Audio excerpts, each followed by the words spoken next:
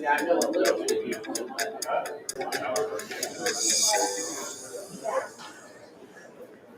everybody, P. Meyer, and we are coming to you from, I'll take that off. Hey everybody, P. Meyer, and we are coming to you.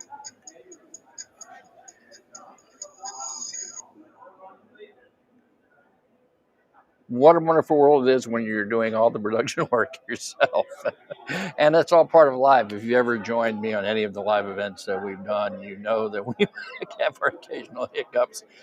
So right now is no exception. Hey, see, a bunch of you are already joining in with us. I appreciate that so much. I know it's, let's see, what, 7 o'clock over on the East Coast, 4 p.m. here over in the West, which, of course, is where I'm at the Seattle Northwest Auto Care Alliance trade show, Automotive Training Expo. And it's not their first. It used to be under the banner ASA Northwest, but of course they made the switch and now they are the Northwest Auto Care Alliance. Hopefully a little later on we'll be able to chance to talk to some of the NWACA board members to find out more about that change and what the new alliance has to offer. We also hope to have later on today some of the trainers here. If you've been following me on the social media today, wherever you happen to be watching this, I've been posting mainly to our Motor Age Facebook and Instagram some of the things that are going on here in the training sessions. Some really talented trainers here. It's a good size event, great turnout. I think so many people are glad to have the opportunity to once again come to these in-person training events. And hopefully, by doing some of the coverage that we're trying to do for you guys and gals now, that we will help give you a feel for what you could expect if you decide to make the investment in your own training. All right. You're going right to it. We have a banner up there for a reason, bud. Oh, I'm sorry. Right in front of the camera. Again, guys, that's live. We tell you. I put a sign, do not cross, studio light flashing. Hey, if this takes off, we'll try to make this better. Okay, Juan, thanks so much there from Bolivia, South America. That's awesome. I'm glad that you joined in. If you tuned in earlier around noon Pacific time, we streamed the keynote address by Gary Smith of Diagnation. Very, very motivational speech. He has some great things to say about the need for training and the technical challenges that we're going to be facing and have been facing. But, we had someone comment on that one that was pretty interesting. One of the people that was viewing at the time commented about all the control modules and move to hybrid electric vehicles and all this new technology. The only thing different is that the technology is just changing so much faster. It is more of a challenge to keep up now than it's ever been. But with that said, we faced technical challenges in the past, new technologies in the past. I've been around long enough to remember when we got away from carburetors and started going to fuel injection, old throttle body fuel injection, for what that was worth, and the single board engine controllers, the very basic computers that were used back in those days, and electronic ignitions, and a lot of the moves kind of scared some of the older guys who weren't used to that and were afraid of that technology. But you know what? Today, that's a piece of cake for a lot of us. To now, if I just met someone else earlier, he'd been out of the business for 20 years. 20 years. He took a break from mechanics and went to do something else. And I think it was some type of mining operation he was involved with for 20 years as a corporate trainer with that group. And then that industry disappeared. So we had to go back to his roots, go back to being a tech. And again, the challenges of the changes that we've seen, gosh, in that length of time is really throwing in some curves. But you know what? He's here. He's here to learn what he needs to learn.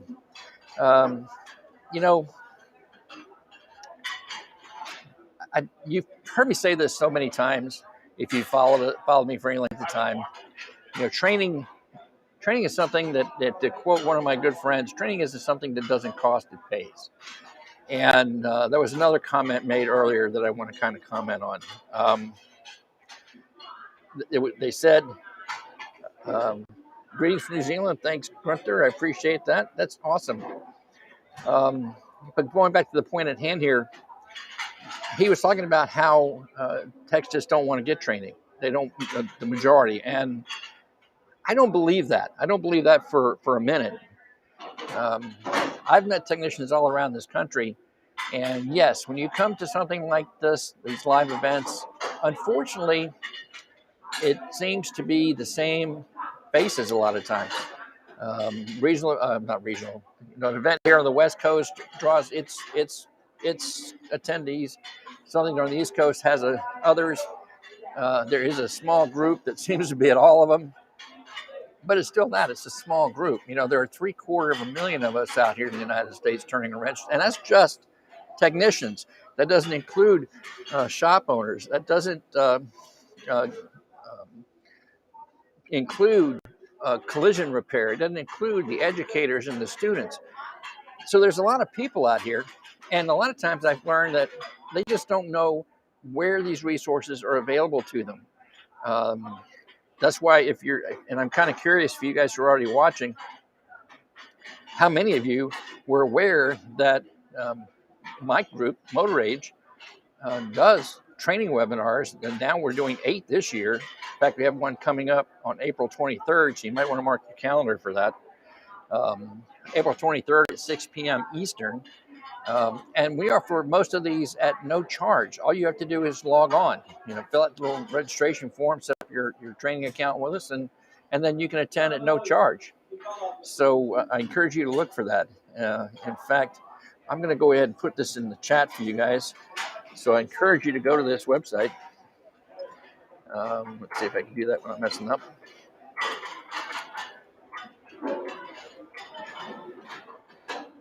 I'll send that link to you guys. And I encourage you to take advantage of it. Like I said, again, the next one's coming out April 23rd. And they're not always advanced classes. And I think that a lot of guys and gals who go out for training, they're looking for that high-tech stuff. And to be honest with you, many of the technicians I meet still have some cracks in their foundation. And I find typically that if I can help you shore up those cracks in your foundation, give you a good solid base, then you're able to take on some of that more advanced training and have it mean something for you, make it beneficial to you. If you've got a weakness in your base, then you're not going to be able to put those higher techniques to work. And again, right now, it's just ultra critical. Used to be when we went to training. Oh, that's right. Kind of got off tangent there. Let me back up, because we were talking about that comment that one tech made to me about the techs just not wanting to get training. Like I said, I don't believe that for a minute. Many years ago, we held a huge training event, one of the largest ever held, and we were able to offer attendance at no cost because we went to our sponsors and asked them to put the bill for the training. And it was great because, as I said earlier, you tend to see a lot of the same faces. But at this event, there were so many new, fresh faces that were coming out. And it was great to see these men and women excited to see the kind of training that was available to them. They had no idea, or it was outside of their reach in the past. And now here's a chance for them to get a taste of it and see what it's like. Same with all of you who are watching. I want you to think about that. If you can't afford to come out to an event like this right now, hey, I get it. I was a full-time tech for 35 plus years, and it was hard for me to make a trip like this. But that still doesn't mean you can't get advantage of all this other training opportunities that we have for you. Like I said, the online, the webinars that we do. And I promise you, it's not like right now, solo here at the desk. For our event. But no, we do it live. We do it in the shop with my good friend G. Trulia up at TST up in New York. So we try to make it as realistic as we can for you. So I apologize.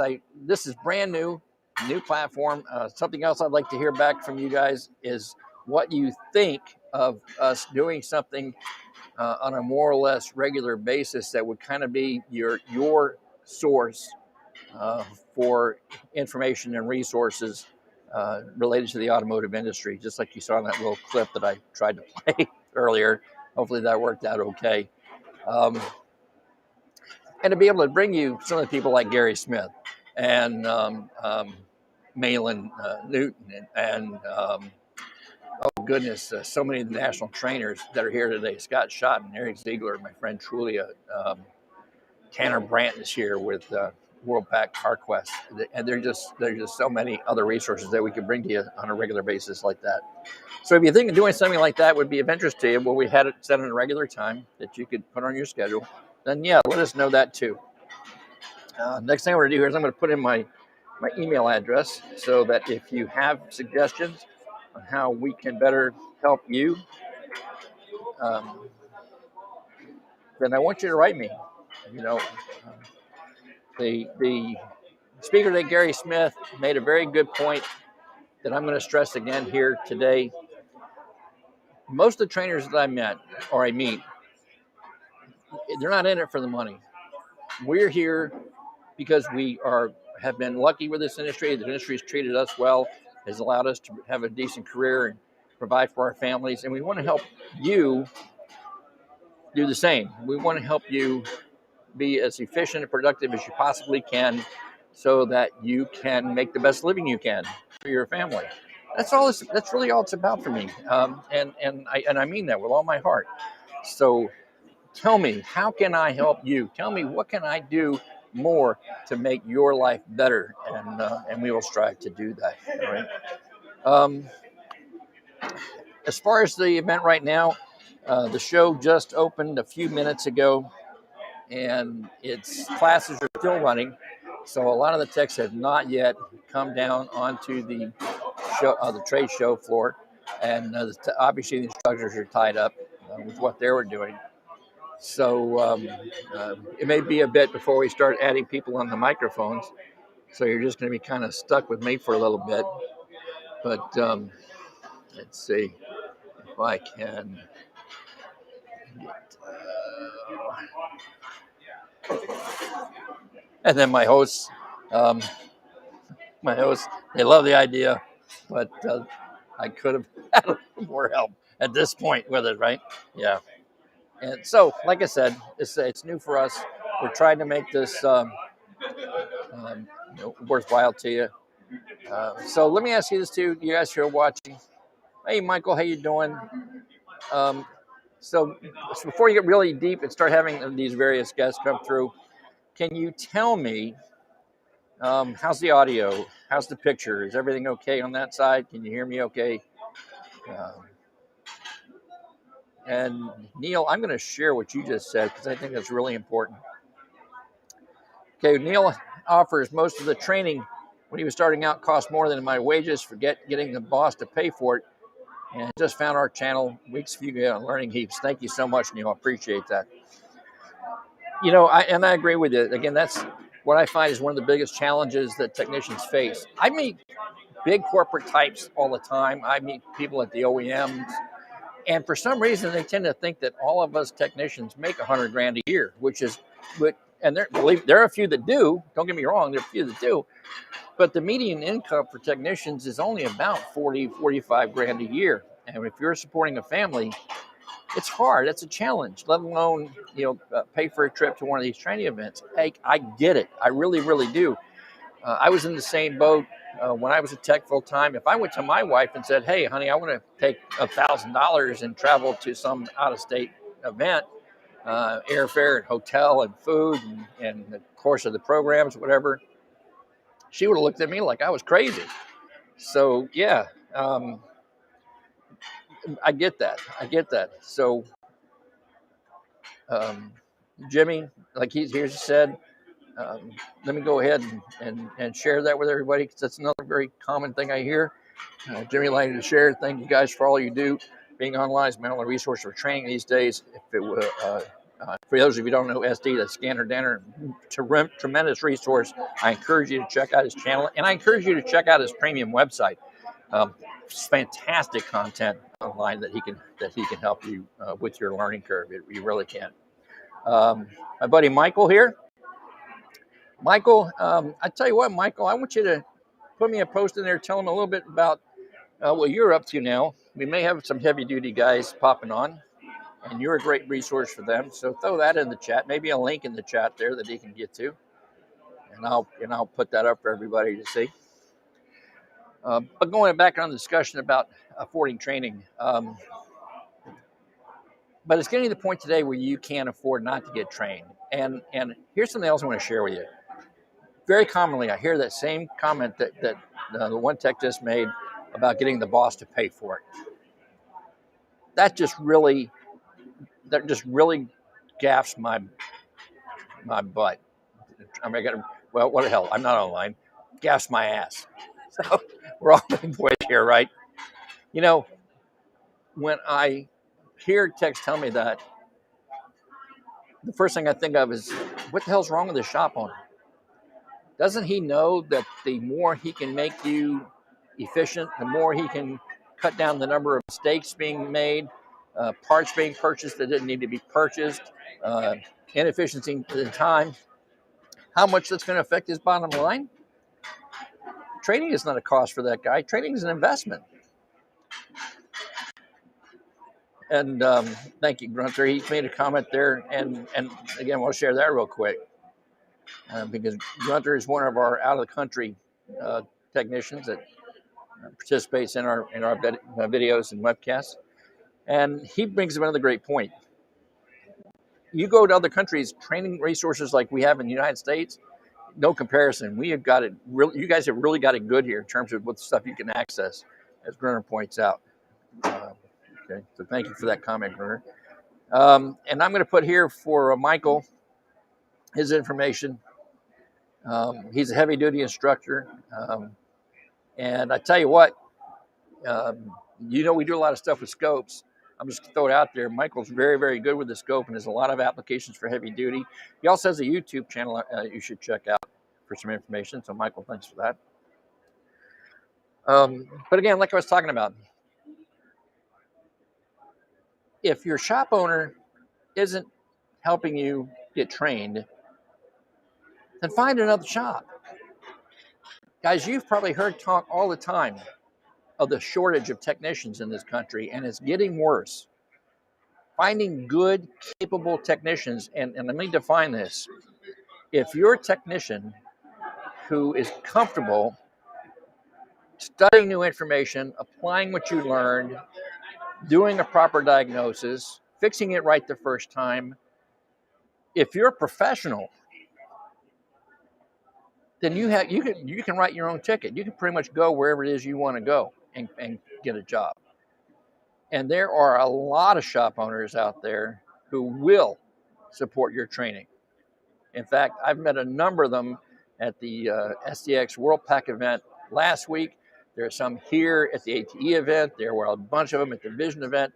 They close their shop for the week, and they bring their entire staff paid for that training opportunity. So they're out there. So I'm going to say to you guys, if you're working for a shop that's not paying you what you're worth, and it's not supporting your efforts to get trained, not helping you access those resources. I mean, hell, we have all of these training videos on our YouTube channel that any shop owner can take advantage of and have just a little lunch and learn if they want to.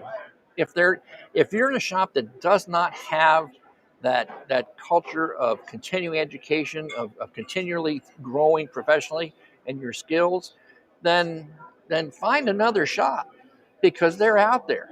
They want you. So I'm just going to throw that out there. All right. So it's getting a little busier here now. Still need to find one of my NWACA friends to help me corral some of my guests. So we'll just keep on until we can get one of them to come by. If you're just checking in with us, this stream is going to be going for the entire trade show. And so we'll have some little bits and pieces here like we have here where it's kind of quiet. I'm telling you in about another 20 minutes tops, it's going to be a lot busier for sure. And I'll be able to get some of those people that I've been telling you about to come on with me. So while we're waiting for that, how about some other news for you? This is mainly geared for you shop owners out there, or people who are thinking about opening a shop. Again, like I mentioned, I was at the SDX World Pack event last weekend in Orlando, and their executive vice president of Advance and president of World Pack, Bob Cushing, did a great keynote address outlining the future of our business opportunities. And I'm going to tell you, like the song says, the future's so bright, you got to wear shades. Yes, the pandemic kind of slowed us down a little bit, but we're already recouping that. And according to Mr. Cushing, we're looking at growth rates of a minimum of 4 to 5% annually, which hasn't been seen in over 2 decades. So that's all right. Hey, Michael, thanks for joining in there, buddy. I appreciate you. And hey, we'll be here till 8 o'clock. So if you get a chance, come on back and see me, right? But like I said, he was painting a very good picture of what you have to expect in a business. And what's beneficial to us is that the average age of the vehicles in what they call the fleet, the vehicles on the road, is increasing. People are keeping their cars longer, which means the need for maintenance and service is growing, and that's our opportunity. Okay. Again, while we're here, if you have any questions for me, feel free to throw them in there. As you can see, we can go back and forth on the chat. That's why I got the laptop in front of me, so I can keep track of that. And let's see, what other news can I give you? Well, let's just check the headlines, shall we? I know we had another story there listed for you.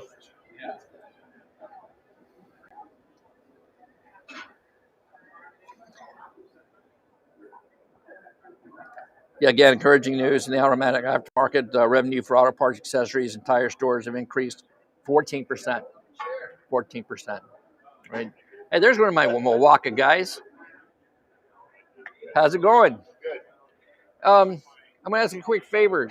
I asked Brenda to kind of like help me invite exhibitors to come over and talk. Did she say anything to any of you guys about that? No. Yeah. You want to go first? What's that? You want to go first? Sure. All right. All right. We got our first guinea pig. All right. I'll make him a great deal. I'm sure you will. So we go ahead and get this gentleman mic'd up real quick. All you got to do is clip that somewhere. We're not worried about how neat it is. Yep. You can just hold on to the transmitter there. There we go. Have a seat. And where do you want me? Right here? Yeah, anywhere's good. All right. So, we got a chicken. Just kidding. We got the first one, right? And we're gonna break this guy's cherry here on live streaming and get him out there in public. Cool. So let's go ahead and start off with this. Just tell everybody your name, your company. You bet. My name is Dave Parkhurst. My company is Greenhaven Interactive. We're a digital marketer. We've been hanging around ASA and then now NWACA for 20 some odd years. In addition to being in the trade show, we do support for the event and make sure all the electronic stuff works. When we're not doing that during the rest of the week, we're helping folks with their digital marketing, whether that be new websites, whether that be social media, search engine optimization, anything having to do with digital marketing. Yeah, and I think a lot of shop owners don't really realize how important that really is. Right. I mean, today, just like you guys, what are you watching? You're watching video. Yep. For example, and you're watching on a social media network somewhere because this is going out to all of ours. So that's where you guys are, and that's where your customers are. Absolutely. Right? Well, and whenever anybody has a question about anything, what do? They Google it, right? Sure. And so if they have a question about auto repair and what to do with their car, and who they trust and who they want to see, they're going to Google it just like anything else. And so you really want to show up there. Sure. Before I had another business that I owned for some years in the construction industry, and one of the stats there was that before anybody would select or even consider going into a store Sure. to look at flooring, carpets, hardware, that kind of thing, 2 weeks earlier they were talking to Google. So I want to be at the place where my prospects are as early as possible, and that's online for everything now. Yeah, absolutely. I mean, and think about it, because most people are doing their shopping there. Used to be you asked the people in your church group or your bowling league who they used. Yep. And now we have online, so now we're asking Google, we're asking Yelp, for the reviews. We're looking for those 4-star, 5-star companies, the ones that have the comments from their own customers, some have great experience they had. And this is something else I think a lot of aspiring shop owners and even shop owners who are watching should understand. When I was behind the counter dealing with customers, they're not necessarily shopping price, are they? Right. That's exactly right. They're looking for somebody that they can trust. Sure. They're looking for the value. Absolutely. Value. Yeah. And I mean, price is in the equation someplace. Sure. But it's definitely not at the top of the equation. You want somebody, especially if you're going to have a major transaction, which whenever I take my car in, it's a major transaction. And I want somebody that is $100 less than another shop and does a lousy job. I want somebody that's got the reputation, that's got the experience. And so I'm Googling them first too. Now I've got relationships with shops now, so I don't have to do that anymore. Right. But that's where you start. And that's where there's an interesting statistic recently came out, and that is that people trust online reviews more than they trust a reference or a referral from a friend. Wow. Scary. Yeah. On one hand, as a digital marketer, I'm like, wow, I can use that. On another hand, it's kind of a scary commentary on our society, but it nevertheless is true. Yeah, yeah. And if anybody wants information about working in your company, where do they go? Go to greenhaveninteractive.com. You can also go to the NWACA website, and we're a sponsor of NWACA, and so you can just click on us right there and find us. You can also call me. I do answer that old-fashioned telephone thing, 253-906-2705. But the main one is greenhaveninteractive.com, and we'd love to provide for our friends in the automotive industry. We provide a free digital audit that for other people outside we charge $1,500 for. Wow. So that's a great value. It is. And if they're a NWACA member? It's free. Zero cost. Okay, that's awesome. Yeah. That's awesome. All right, well, you heard it there. Take advantage of that. And I like to get guests like this, because a lot of times you focus on the technical training at an event like this. Yes. Right? That always seems to be with the leading headline. But I know a lot of technicians who were very good at turning a wrench, could fix a car in their sleep. Right. And then they went into business for themselves and fell flat on their face. Right. Because they forgot, hey, I need training in that area too. Exactly. You got to fill the bays. If you can't fill the bays, you can't work on the cars. And you got to maintain efficiency. You got to get the books. You got to know what numbers are important, which ones are not. Exactly. So again, guys and gals, if you're watching, if you're an aspiring shop owner, this is just one of the many resources that events like this provide in terms of training, and then resources, of course, to help you. Maybe you are just thinking about starting a shop and you want to educate yourself, know all your ABCs before you pull the trigger and open that door. Check them out, okay? What's more, the website? greenhaveninteractive.com. All right, Dave, thank you so much for being my first guinea pig. Well, and I'll go wrestle you up some more interviews. How about that? Yeah, you do. I'll tell you what, you do that. All right. I'll do that right now. Thank you. All right. So, yeah, again, like I just said, if you're watching, I want you to think about that. If you're an aspiring shop owner, don't forget you need the training for that too. You need to invest in yourself in that before you open that door, so you can have every chance of success. There'll be some people we meet later on who are actually coaches to help you do that. So we look forward to seeing some of them a little later on. Like I said, it is about 4:29 right now here on the Pacific Coast.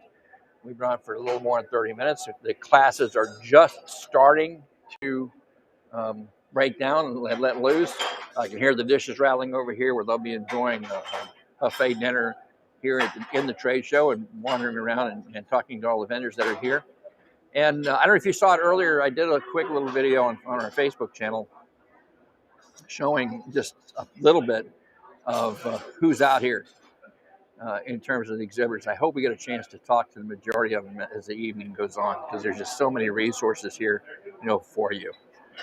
So again, you're watching P. Meyer Motor Age Magazine, Vehicle Repair Group. You see the logo up there, vehicleservicepros.com.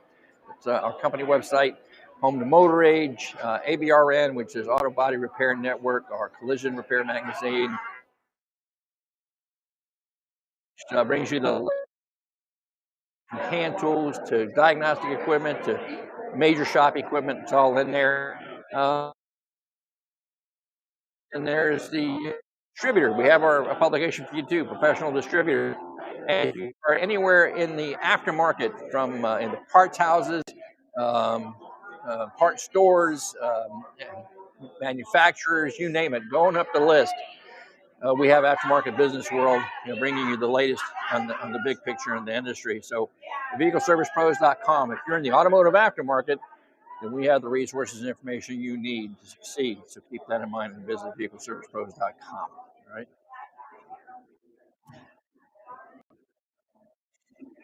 All right. You know what's killing me? I wish I could show you.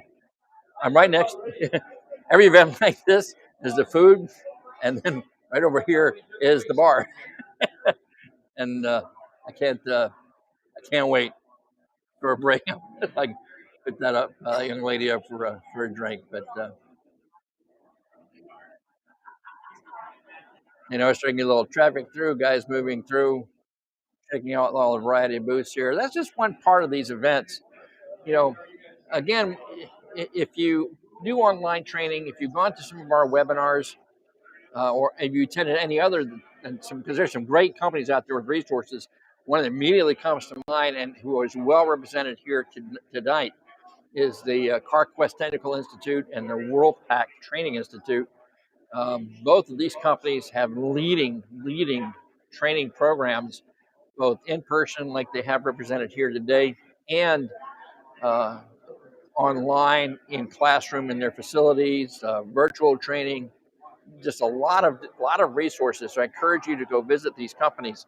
That's part of the advanced group. And in fact, we just have some projects that we're doing right now with Advance.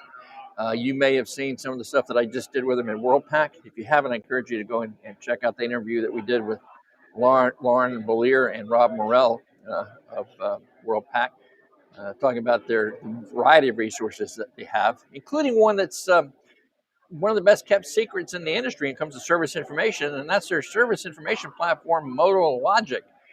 I don't know if any of you guys who are watching have tried MotoLogic, but if you haven't, I encourage you to do so, because it has direct OE information available in it. It has OE schematics available in it. Of course, yes, you can do the block diagrams and the general information if you'd like, but it has a variety of resources in there. And I think we got a volunteer. Hello. Hey, how we doing? Good. How are you? Jeff. Jeff And Rudnick you are with Pit Crew Cooperative. Okay, so we got another one here, guys. So let's get him mic'd up, and you can just plug that in anywhere you want. Okay. And you can hang on or let that sit on the couch, wherever you prefer. Like, how about like this? Yeah, we got to put it on the outside. Yeah, that's going to work better, isn't it? Like that. All right. Is that good?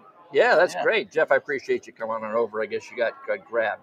Yeah, right? yeah. Actually, Dave Parker's told me, and Mark Simons actually told me I should come over here. So. Oh, great. Yeah. So tell everybody who you are, who you're with.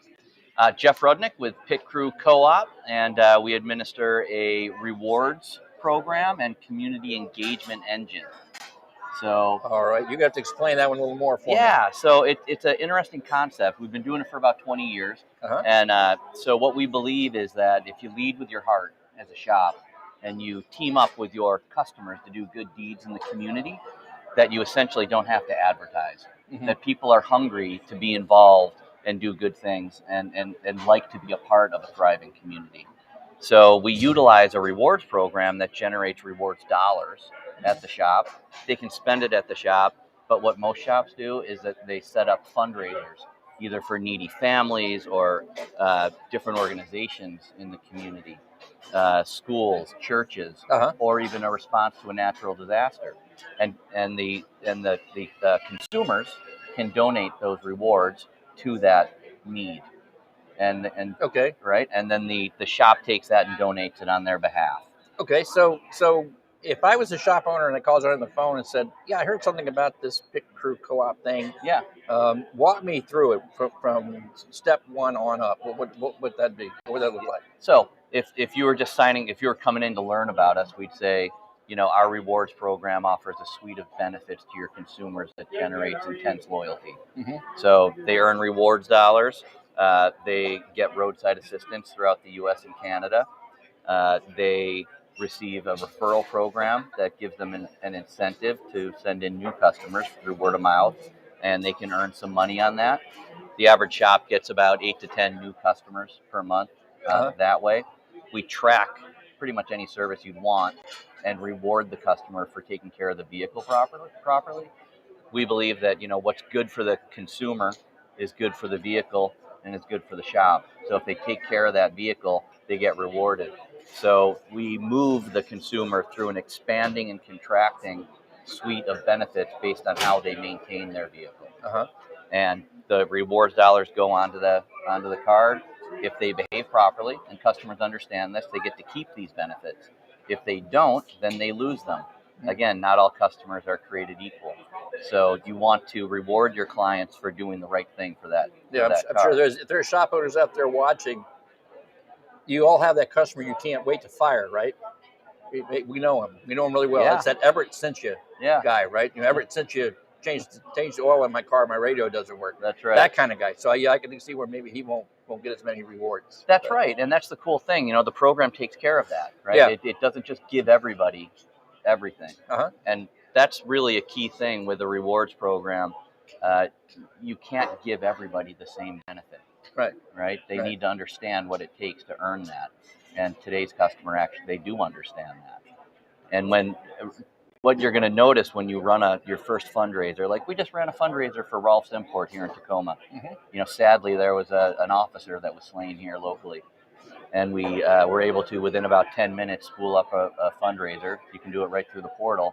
And of course, his customers were flocking to donate rewards, and then with the link to their GoFundMe information as well. Wow. And so what it does psychologically is it changes the relationship, right? So it's now not about just getting your car fixed.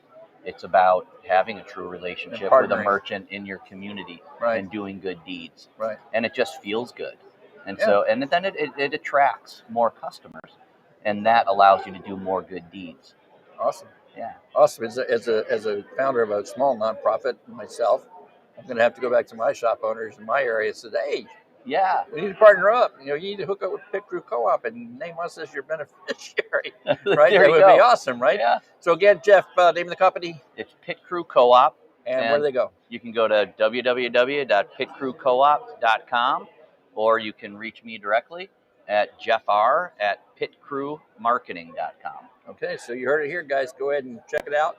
Sounds like a really cool program where the shop owner benefits, the consumer benefits, and people who are in need are going to benefit. Advisors love it, which is rare. Very rare that a new program that the advisors love. Right? Yeah. Right. Okay, Jeff, thank you so much. Thanks for having me on. I appreciate it. You just unclip that and we're all good. Okay. Get it, Jeff. Get it. Get it. Okay, I think I might have my volunteer who's going to go after my next interviewee. I'm Jennifer. Hi, Jennifer. Oh. Dave sent me over here. Oh, hey, he's doing good. If that's okay. That's awesome. We're just going to mic you up here. I guess I should just clip that anywhere you want. Okay. And we can just set that right there. Oh, that's right. We got to go righty. Yeah, got to make sure we keep it on the outside there. Maybe this is a good one? That'll work. Yeah. Awesome. There we go. All right, so now that we have you mic'd up, and now we can hear you right. Perfect. One more time. Who you are, who you're with. Jennifer Filzen, owner of Rockstar Marketing. Oh, I've heard of you guys. Yay! Yeah, That means awesome. our marketing's working. Yes. And forgive me, I didn't get your name.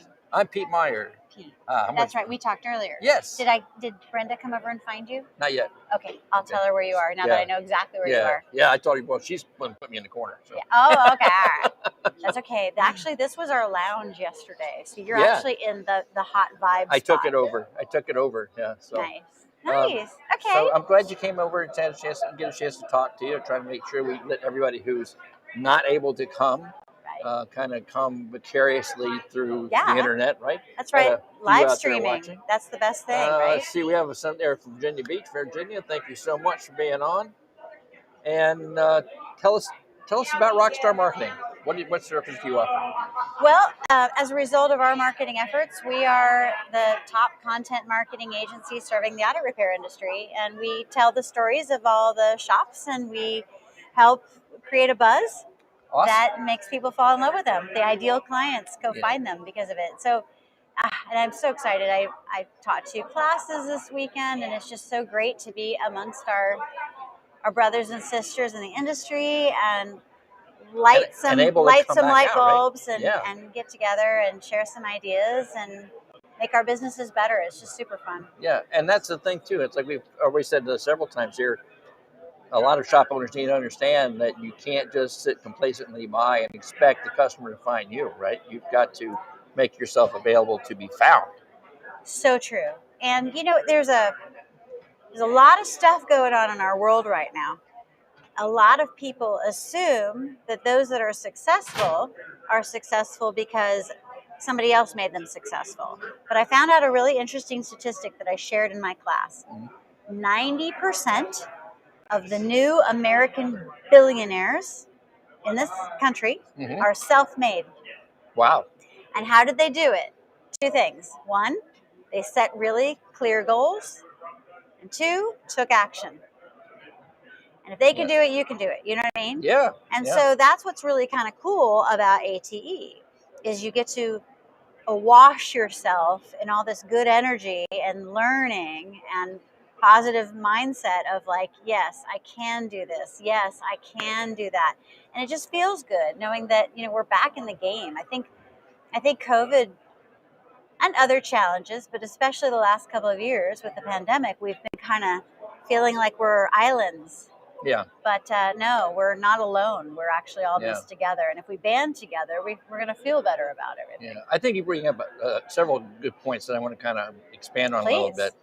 The one you mentioned about is like when you come to an event like this, you go to a class like yours, and you're in a room with like-minded people, right? And it's unfortunate, especially if you're a new shop owner, you put it out there, you're trying to build your business, you have a passion for it. Yeah. And then you get all these naysayers going like, oh, you're going to fail. Oh, you're going to lose everything. Oh, you have all those little peckers at you, right? Just right. And even our own self-talk. Can I really do this? Sure. You always have that sense of self-talk. Do I really have the ability to do this? Right. Well, the one is you can build the ability by attending classes like hers. For sure. And the other event, like I said, we've talked about training here a lot earlier, that you can go to online training, you can rent the DVD, but if you're not in the room filled with people who are going after the same thing you are, facing the same challenges you are, and able to network with those individuals to help pull you up when you're not doing so good, you know. Well, even like going to lunch or breakfast and you're sitting with new people. Yeah. You're finding that you're just not alone, right? So is it okay to like share some advice? Please. Can I share some of stuff what we talked about in my class? I hope you don't mind. So check this out. I was teaching 2 classes this weekend. One is called the 3 M's: money, mindset, and mastering your revenues. And it's really all about the self-talk. It's like, what are we saying to ourselves, right? And and the other class, by the way, is your internal marketing as good as your external marketing? And so we worked a lot about what is our why? And you can indeed have an ELF business. An ELF business is an easy, lucrative, and fun business. But most people are like, are you sure, Jen? Are you lying to me? Your nose is growing, right?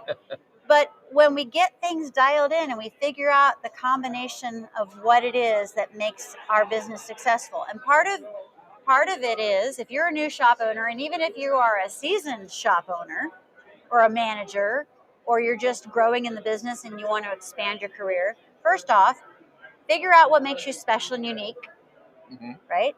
And then figure out, what is my why? Because we all started this thing because we thought it would be cool and fun and easy and lucrative. Right. Right?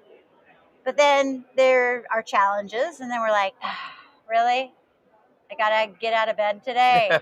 Right? But there's that why, whatever that is, that gets us out of bed. Right? So if you can figure out what your why is, and if you can really zero in on what makes you special and unique, you can then tell that to your ideal clients. Not the ones that are tire kickers, right, that are only judging you on price. Right. Right? Because you can lower your prices down to being out of business. You betcha. Right? So you want to find your tribe that just tosses those keys lovingly to you, saying, I love you, take care of me. And you do so because these are your people. Yeah. And then, please, please, please, once you've figured out what makes you special and unique and what your why is, share that with your team so everyone's on the same page and you're all pulling in the same direction versus a tug of war against each other. Yeah.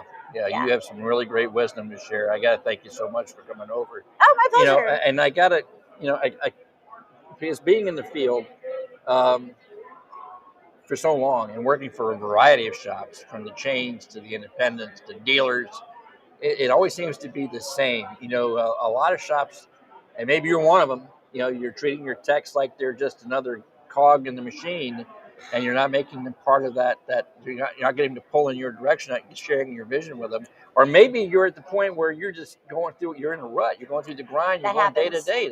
It's very easy to fall into that, right? Very. So like she's like, you got to get up in the morning, know why you're doing what you're doing, have that goal, know what you're trying to achieve, go to that next level, and if they want your help, where do they go to find you? Oh, well, you're welcome to find me. Just Google Rockstar Marketing. But you know what? Honestly, the best way to find me, because believe it or not, there are other Rockstar Marketings in the planet. Oh, no. Yeah, I know. I've had multiple times, like, people are like, this isn't your website. I'm like, yeah, you're right. It isn't my website. So I'm going to give everyone on the live stream a shortcut to find me. JenniferFilzen.com. Let me spell that for you. Please. JenniFer, and my last name Filzen. F as in Fred, IL, Z as in zebra, EN. Now that's like, oh, what is she doing with that? Well, yeah, I own Rockstar Marketing, but I also teach dance. I've also authored a few books. Oh. And I have podcasts. I got a Rockstar run. Yeah, you really do. I'm a Grammy qualified, bona fide certified rock star. Wow. I'm still collecting royalty checks off my one hit wonder. You want to know how big my royalty check was this quarter? Oh, tell me. $12. But hey, it's at least $12. I'm still making my money. Yeah, no, that's awesome. That's awesome. But if this middle-aged gal from the suburbs can do it, imagine what we can do for your business. Yeah. So we are ultimately the storytellers. Awesome. And we help people reach their next $1 million in revenue. So if you ever need help, I'm your sister in support.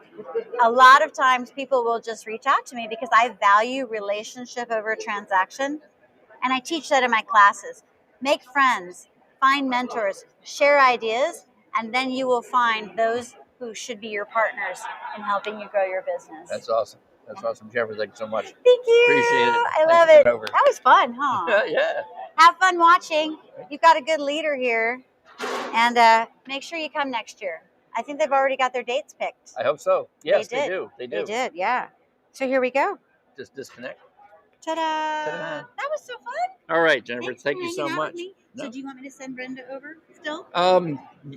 Just tell her Brenda I need bodies. Okay. Well, I'll be your I know if Dave got me, then I can be the Pied Piper sending people over. Sure. Do you want vendors or do you want just random people? If some of you run into any of the attendees and want to come and share their stories, I'd love to talk to them. I know a few of the instructors I've asked to stop by, and of course, right now we're kind of in the dinner hour. People are getting out of class, people getting something to eat, so we're in the early stages yet. But Jennifer's on it. She's on it for me, so here we go. she's off and running. Uh, okay, so yeah, Jimmy, yeah, thanks so much for checking in. And like I said, I certainly don't expect anyone to hang out with me for the entire 4 hours. Feel free to come in and out as you have the opportunity. And if you want to kind of hit the different spots in here on the recorded version, that's fine. I tell you what, we're getting some really good information. I may just have to spend the time to cut this up and have it available to you in little bite-sized portions, right? So I hope that I can get the time to do that for you. If I get a little luck, I'll get some people on my side working for me to help me with all of that. So yes, like I said, again, here we are coming again to you live from the Automotive Training Expo, ATE, hosted by the Northwest Auto Care Alliance, otherwise known as NWACA, NWACA. And we are at the Doubletree SeaTac in Seattle, Washington. It is day 2, I think. Day 2, yes. It's so busy, man. It's just like we're just wide open, and you just lose track of all time. Just busy. Hey, there's a point I want to make too with the marketing talk that we just had. You can know your whys. You can, paint a great picture of how great you are, but you got to back it up. You got to back it up with your training. You got to back it up with your repair side. If you're a shop that's swapping parts, hoping you fix the problem, then you can do all you want to, making people look you're great, and it's not going to stick. It's a whole package, right? But like we said earlier, training goes hand in hand. And I have a new guest waiting in the wings, so we'll bring her on. Come on in. Yes. I was. Yes, we're gonna give you a mic. Okay. And get you wired up there. All you have to do is just pin that anywhere you want. Okay. And I was really hoping that I would get to you guys. Oh, good. Because before we start, introduce yourself, who you're with. Oh, okay. My name is Christina Jenkins. I'm with Siriusxm Radio, and I'm here promoting our new shops program. Yeah, and that's why I was excited, because I saw you guys at the event in North Carolina. Yep. Last we were year, at Visions. Yep. ASDE. Oh, yeah, we were there too. Yep. Yeah. In fact, we had a short, I think, a little video thing there. I can't remember the young lady's name. Amy she is our director. She's our regional so director. She had to be the visual that time around. Yep. But I'm sure she was. Guys, you guys have got to listen to this, especially you shop owners, because this deal is phenomenal, right? So I'm gonna let Christina. Yep. I should remember that's my wife's name, so I should remember that. Okay. I'm sure she's a fine young lady. So we're gonna go ahead and let Christina tell you what Siriusxm is offering to your customers and to you. That's right. So it's a beautiful program. It's kind of a sister program to what we do with dealers. We've been giving free Siriusxm when you buy a new car. We've been doing that for a lot of years, since 2004. So you can imagine there are a lot of vehicles on the road, have our system in it, but it's not on. So how do we reach those people? So we started Siriusxm Service Lane for shops, and it's very simple. It's free. There's never any money involved. It doesn't cost a shop anything at all. Doesn't cost a customer anything at all. It's very simple. The way that it works is a vehicle will come in, the shop will service that vehicle just like they always do. They don't have to know anything about radios or anything like that. That customer is going to leave the shop. About a week later, they're going to get a package in the mail. It's going to say, thanks for coming to Pete's Auto Garage to service your Infiniti, for an example. As a reward for your loyalty to our shop, please enjoy 3 months for your Siriusxm. Totally free. Costs nothing. We are not taking credit cards for this program. There are no automatic renewals. Wow. At the bottom of the package, the shop is mentioned again. It'll say, thanks again from Pete's Auto Care. We appreciate your business. Enjoy your rock and ride. Wow. They have it for 3 months. It's an all-access package. That means 160 channels. They get the live stream app and just about everything we have to offer, right? And it goes on for 3 months. At the end of the 3-month period, it's just going to turn off and our phone number is going to be there. We have already enrolled approximately 10,000 shops. I cover the state of Florida. My home state. There you go. There we go. I cover Florida. We've enrolled a lot of shops there. They love it. They're getting a ton of repeat business. People love Siriusxm. They don't like to pay for it so much. Yeah. Right? So they almost look for ways to get their Siriusxm. So it's been really beneficial for everybody. Now, if a consumer gets that first one, can they get a second one or a third one? So there's a time lapse. Okay. There's a time lapse. So if you've had a free package within a year, you're probably not going to get another one. Sure. But after that, yeah. So, you know, if you go and you get something serviced on your vehicle at Pete's Auto Care, and you get the free package. If you wait a year and get something else done at Pete's, you're going to get another package. Wow. Yeah. Wow. So I want to make sure you understand that, because I want to show you guys heard this. If you're a shop owner and you're looking for an incentive program that you can offer your customers, that's not going to cost you a dime, right? That's right. Cost Not you a nothing. dime. Never. It's going to help you reward your customers. You follow up after your sale, after that repair. Give them something that it's going to be your branding on it, and in partnership with Siriusxm, and it's not going to cost your customer a dime to access that 3 months free service. And like you just pointed out very, very strongly, a lot of these streaming channels, you probably have more at least one, if not more than one, and they get that credit card information from you, that free trial, and then it goes into automatic renewal, and you don't think about it. That's right. And they're not doing that. They're not doing this. So shop owners won't let us. That was a deal breaker, right? Yeah. We can't do that. So, we're not doing that for this program. There is no credit card required. As a matter of fact, they can either call the phone number and the satellite will turn everything on for them, or there's a link. They don't even have to talk to a person, much less give a credit card. So it's just a great way for us to get radios turned on. Sure. And it's a great way for shops to get repeat business. Sure. With so many vehicles that have the Siriusxm function on there, you would like be surprised that they don't keep them going. Yeah. Here's the chance for you to That's right. So it's a win-win. It's a win-win, and we are pretty much in all makes and models. And like I said, if you think, we've been doing it since 2004. So the majority of the vehicles coming through these shops have Siriusxm capability. Wow. So what better gift to give them than to let them listen for 3 months? Yeah. Especially like the people who bought their car used, right? Or they bought it from Uncle Joe down the street. Or maybe they got the free trial when they bought their new car, and then they just never did anything else with it, right? Yeah. And so now this is just an opportunity for them to see everything we have now. You know, we always add new stuff to our platform. Awesome. Awesome. Yep. And if they want to find out about it, where do they have to go? They have to come to booth 19 and see me if they're here, or you can go to SiriusXM4shops.com. That's that Siriusxm for shops, FOR, shops.com. And you can enroll. There's a place that says enroll my shop, and then you can always reach out to any of us, and we'll help you. We've got 13 reps strategically throughout the country.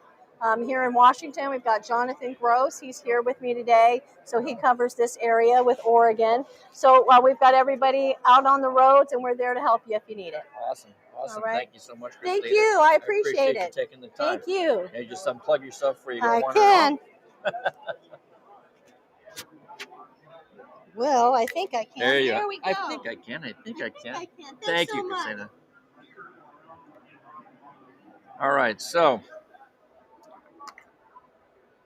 I mean, I'm really kind of getting excited about this, because now we got to talk to just a few of the trade show vendors that are out here. And again, what's nice, I wish I could show you the shot that behind me there, as I'm watching the trade show floor, and I'm watching some of the attendees going to the different booths, finding out what these various companies have to offer in terms of service. And I mean, this will give you a chance to talk to these people up front and personal. You know, we've got like some of the major parts houses here. Advance is out here. AutoZone is out here. NAPA is out here. Some of the a lot of companies here that offer help to shop owners, training companies. I see Electude was here, which makes training materials or training aids for educators. Just so many different things, resources that you may not even knew existed are available when you come out to some of these events and check them out for yourself. All right, so here we go. I've got again 8 p.m. Eastern.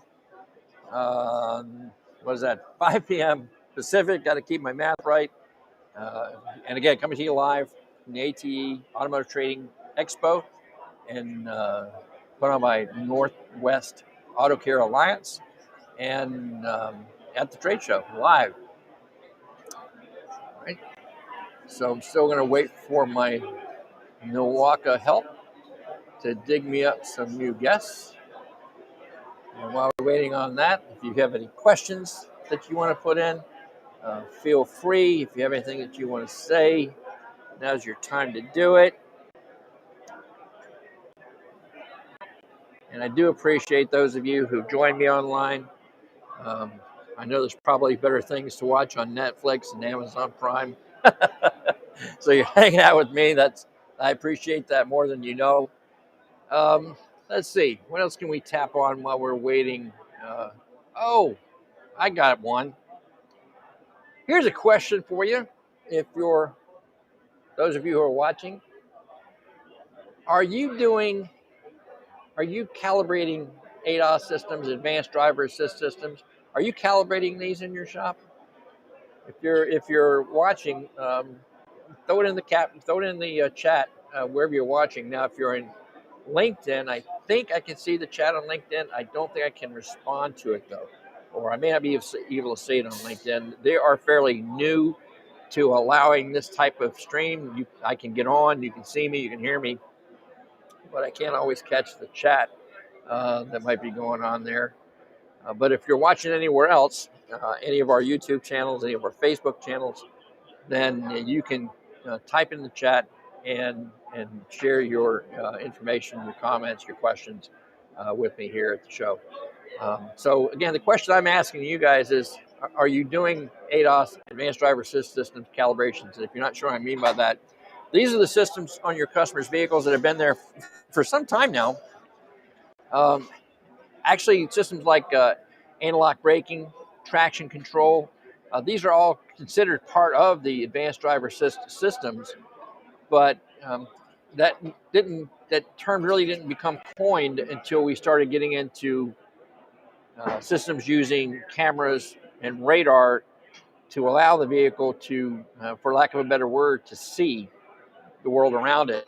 And this started off with things like rear collision avoidance, where the car would start yelling at you if you were getting too close, and lane departure warnings, blind spot monitoring, all these kind of things are using, again, the camera and radar systems on these vehicles. And if you're a collision tech, then this is something you guys had to deal with almost immediately, because you're rebuilding cars brand new that have these systems on them. So you're probably one of the first ones to become exposed to the need for calibration. But the reason I like to bring this up is because it's often misunderstood in what really is needed when it comes to these calibrations, or when they need to be performed. Some people are under the impression that calibrations only have to be performed when you've done something to that unit, or you replace that radar head or that camera assembly, and that's simply not true. When you are dealing with ADAS systems, anything, and let me back up a step so I can make this really, really clear. And you need to understand this. If you're a technician or shop owner, you really need to understand this, because this could leave you open to some huge liabilities if you don't listen to what I'm getting ready to tell you. These systems, when they're correctly installed and they're correctly calibrated, are set so that the vehicle, again, for lack of a better word, is looking in a very precise direction. Very precise direction, precise angle, precise distance, precise center line, all of that, very precisely. It's like going to the eye doctor and getting yourself a new pair of glasses, and you got perfect 20/20 vision. And then somebody skews your glasses on their face, or you end up with somebody else's glasses, and now you don't see so well. Anything at all that you do that changes the way that vehicle sees the world around it is going to require some type of calibration, and sometimes to more than one system. This means that if you do a wheel alignment, if you change tires, if you do front suspension or steering work, if you have to remove a front forward-facing radar unit as part of your replacing a radiator or AC condenser, you can't just bolt the unit back on and expect it to be right, because it's not going to be. It's not going to be in the exact same place that it was prior to you taking it off. Are you with me? You understand what I'm trying to tell you here? And I realize that for many of you, getting the equipment to be able to perform these calibrations or meeting the space requirements, these procedures have to be done correctly. I see way too many times where images are shared online of people doing these calibration shops, technicians doing these calibrations in circumstances where it just can't be done correctly under those circumstances. Yes, you may get a message on your scan tool that says that the assembly calibrated, but that doesn't mean that it's looking where it's supposed to. And even just 1 degree off can mean the difference between a collision avoidance system that's going to function correctly or one that's not going to function correctly. Why am I making a big deal out of this? First, if you don't, and it comes back to you, then you can be on the hook for a liability. And not just the shop owner. If your tech understands something, if you're a technician, you can be listed on that lawsuit too. You may not think so, but it's happened more than once. You could be held personally responsible for performing an incomplete or incorrect repair. And these are considered assist systems, safety-related systems. You need to know what you're doing before you tackle these things. Ignorance is not going to save you from being on the wrong end of a multi-million-dollar lawsuit. So why do I bring that up again? Again, where are we at? We're at one of the nation's premier training events. There are a number of them around the country. AT is certainly one of them. Vision is probably the model training event that we all try to emulate. TST's big event up in the Northeast is a tremendous event. I know there's one coming up this fall in Pennsylvania at the newly formed Mid-Atlantic Auto Care Alliance called Super Saturday. That's going to be coming up. They believe outside in the Philadelphia area. I want to say that the folks down in NWACA, Florida, are going to be hosting a similar event. So you have opportunities. And again, I understand that cost is a factor. Certainly not trying to detract from that in the least little bit. But I do want you to remember that training is an investment. And if you're one of those techs, like I said earlier, that is working for a shop that doesn't support training, doesn't believe in training, and you're one a guy or gal that understands why you need to keep up with your continuing education, then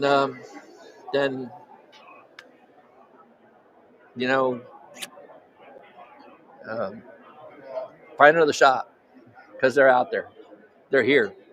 You can find them here. You can find them at Vision. You can find them at any of these training events, and I'm sure they'd love to add you to their team. So we have a comment from one of the viewers out there about our ADAS. I guess he works at a Lexus dealer, calibrating it with TechStream. Yes, he used the factory scan tool. But and to that individual who made that comment, I invite you to share your experience being at a dealer. It's not just using the right tool, but it's how you set the targets up, the environment that the targets are in. I know that a lot of tools are being made now to kind of help offset as far as how level the floor is, but all of these are factors that you have to take into consideration. So I invite you to chime in, add your comments from your own experiences. I'd love to be able to share them with everybody else who's watching. Yeah, so it's not just plugging in a scan tool and hitting the button to calibrate. You've got to have everything set up properly so that when you do train that camera or that radar, that you are having it look in exactly the same spot it was looking at when it left the factory. Okay, that's the bottom line. It's got to be looking at exactly the same spot it looked at when it left the factory. Anything, even a small version short of that, is going to cause your customer problems. Here's an example. Let's just say that You have that forward-facing radar, you bolted it back on, but now it's looking a 1 degree down angle from what it was before. Well, I think, I forget what the number is, but like at 400 feet, that shortens the distance to, I don't know, say 300 feet. So you're not going to pick up that vehicle in front of you as soon as you would normally. You with me? And that could be the difference. That 1 second or two could be the difference between having that system successfully avoid a collision and one that won't. You with me? And if that were to happen, let's just say that were to happen, that lawyer is going to go back and look at all the work that's been done in that vehicle. And when it sees that you were the last one on there messing with that forward-facing radar, they're going to take a close look at exactly what you did. And if you're not doing it the way it's supposed to be done, it's end of story, dude. I mean, that's just, you just have to be aware of that. That's all I'm trying to do here with that. It's to make you aware. Make you aware. All right. So I can see my boy over there, Mr. Trulia. I don't know if I can flag him down and get him over here. We could probably spend some time talking to him.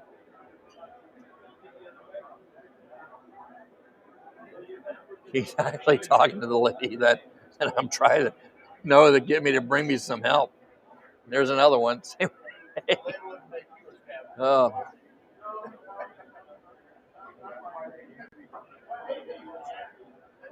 I don't know if I can get her attention from here. Let's see what I can do. All right. I'll tell you what, I really hate to do this, but I'm going to get off camera for just a minute. I'll leave the mic on so you can hear me, okay? We're going to go. I'm going to see if I can go grab my guy and talk to, maybe I can grab Brenda too, all right? So I'll be right back. Don't go anywhere.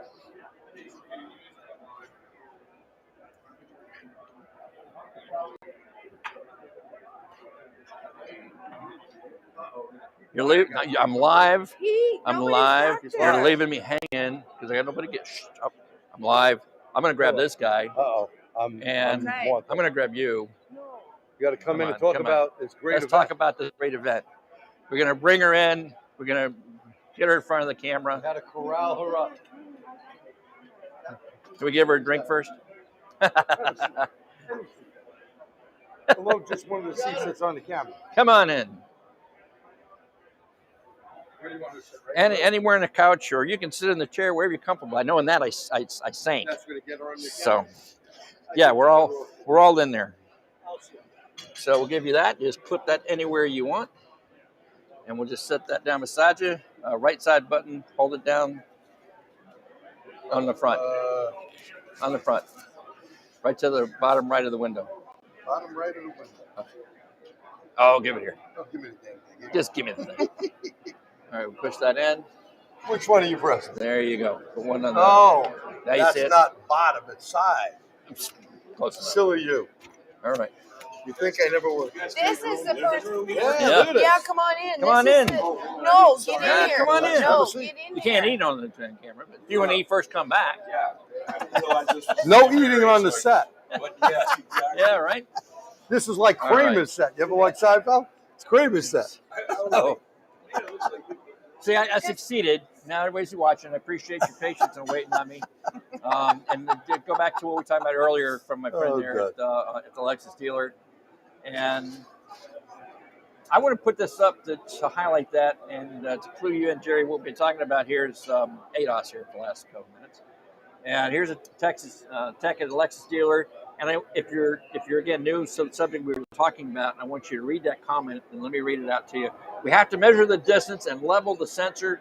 Afterwards, another tech comes back to double check. So they're absolutely making sure that this is in the right place in order to do that calibration. Like we said, if you don't have that thing looking exactly where let the factory, it's not right. It's wrong, and it's going to cause a problem. And this is the other point I like what it says here. Only certified techs are allowed to make the repairs. Only certified techs at this dealership are allowed to make those repairs. So that's how important they're taking it. You need to take it just as important. So let me go ahead and pull that back off again. Thank you so much, Short Circuits. I like that. I like that tag name there, Short Circuits, right? So anyway, this is probably one of the highlights of the evening, I got to say. Brenda, I don't get the last name wrong. Wolfslegel. What's that? Wolfslegel. Wolfslegel. Okay. Yes. So, and Brenda is the I was afraid executive. to pronounce that in the class. Brenda, you know, the lady who does Let's everything. use Yeah, Brenda. we just use Brenda. Brenda is the executive director for the Northwest Auto Care Alliance and the driving force behind Automotive Training Expo, along with a fantastic team of volunteers. It takes a team, and our volunteers are the best. Yeah, and they've done a tremendous job. You got a great event going on here. And I mean, after 2 years, I guess you're really glad to be able to do it again. We are very excited to be back, and that is what we're getting from all the attendees and the exhibitors. They're all excited to be back. Yep. And then over here, of course, if you've been following us for any length of time, our friends Jerry Trulia from TST, and of course, the president of ATTS, Automotive Technician Training Services. I just say ATTS. Yeah, it's easier. Yeah, so it's good to have you with me too. Well, always a pleasure, Pete. And this event that Brenda put on, really one good event. My first time out here teaching. Is it? Yeah, I've never been out here. Okay. Well, unfortunately, because of hotels, sometimes we fall on each other. Yeah. Which it's very difficult. When setting one of these up, any type of event, it's very difficult to pick certain days. It is. But we try our best not to go on someone else's event. But what are you going to do? It happens. Yeah. So. Yeah. But I mean, you had a full house this afternoon in your class. Yes, he did. A lot of guys out there. A lot of good people in the class. A lot of people from all over, instructors. But it seems like this is a different group. And I haven't taught out here in years, but this is a different group that comes out. You know, you have a geographical area where people feel comfortable coming here that may not go. Very few people went to Vision, and Vision is a great show, but very few of them. I did a little survey, and of course, we don't want to really tell you this, but not many people read my articles. No, you know, they don't. Most people didn't read it. You read any of the magazines. They all know me from either YouTube or videos we do or one of my videos. Right. It seems like media stuff is more what people want. And that's really a good point, G, because it's like, of course, if you want to find out, TST Seminars is the name of the channel on YouTube. I invite you to check that out. He's got some archived stuff on there from what I call anyway, the circuit ride that the TST does, or Technician Service Training. It's a nonprofit vote that kind of focused on Brenda for a little bit, but I'd like to talk more about that with you to let folks know. So let's go kind of back up a step and talk about ATE some more. So this was the first time in 2 years that you were able to put the show on, and it kind of just like now you're behind the wheel for this one. She's steering the ship. She's the captain of the ship. She's it.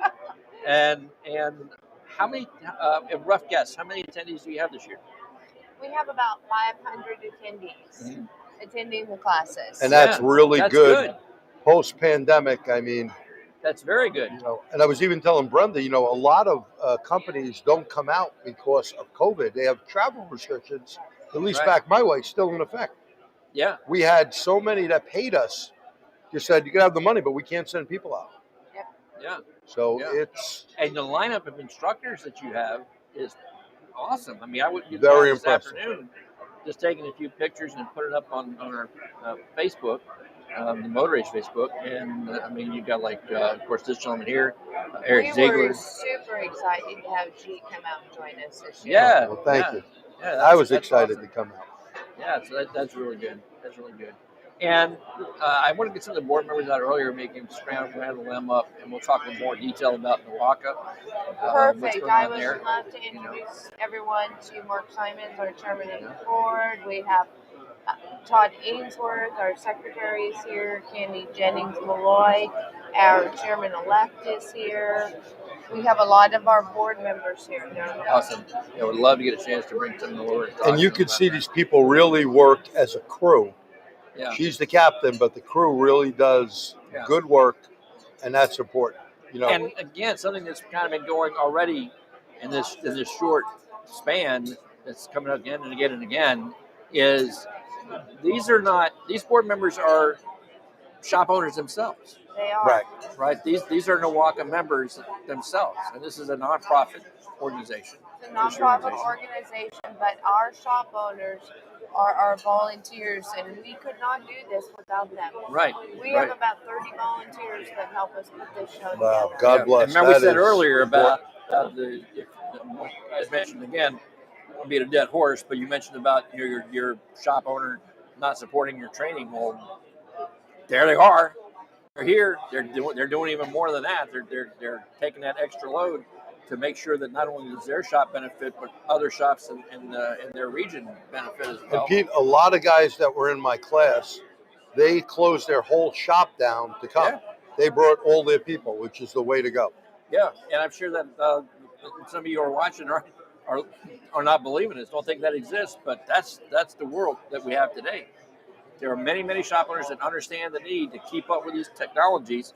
Like we said, in fact, as Gary pointed out in his keynote, it's not that we have technologies that we have to face, but we've been doing that forever.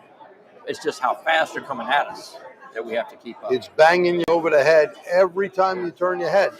I was just giving SAE a plug today since I've been away the past couple of weeks, but I seen AE come in, Automotive Engineering, and I told these guys, the information that is coming out at this rapid pace, you got to stay up to date. You'll fall behind like this. Oh yeah, it's that quick. Absolutely. Now, I know that this is the big event, Mm-hmm. but that's not the only training resource you offer your members, is it?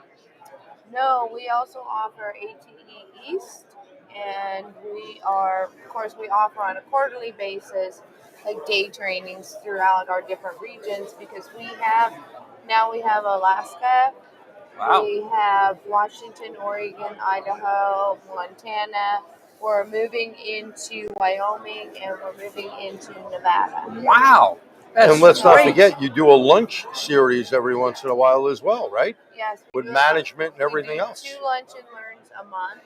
Yeah. So those are free to our members. Yeah. And so, if you're a shop owner in those states, you need to take advantage of that because these are some great, and that's not the only resource. And we'll talk about that more when the board members are about all the things that you offer. Yes, I got a question for Brenda. The lunch and learn, do you archive them for your members? We do.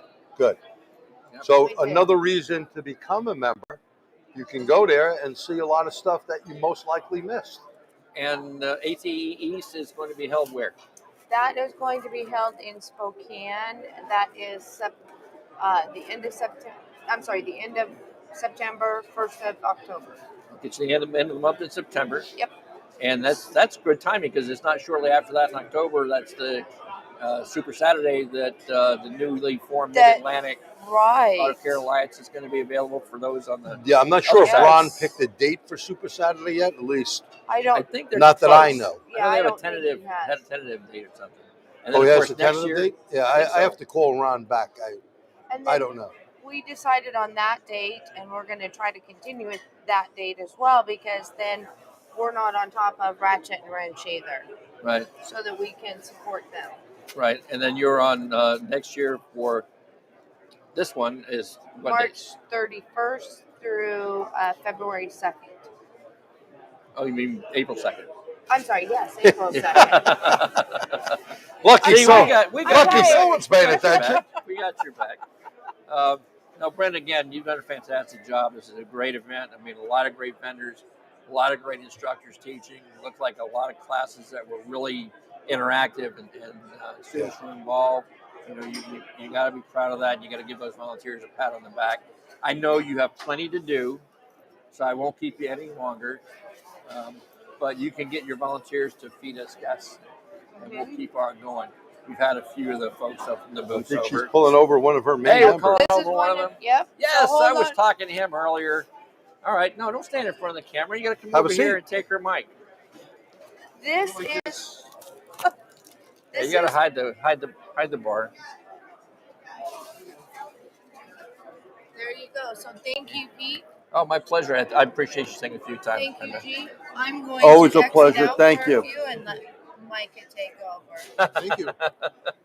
Thank you, Brenda. Thank you. Thanks. Keep the good work up. Before we get into Micah here, I'm going to go back to my friend G, because as G commented, and I shared with you earlier, okay, we have a nice comment from our buddy Short Circuits. Thanks, Mr. G, for an awesome style of teaching. I learned learn so much. He certainly has an excellent, hell of a style of teaching. I'll tell you that.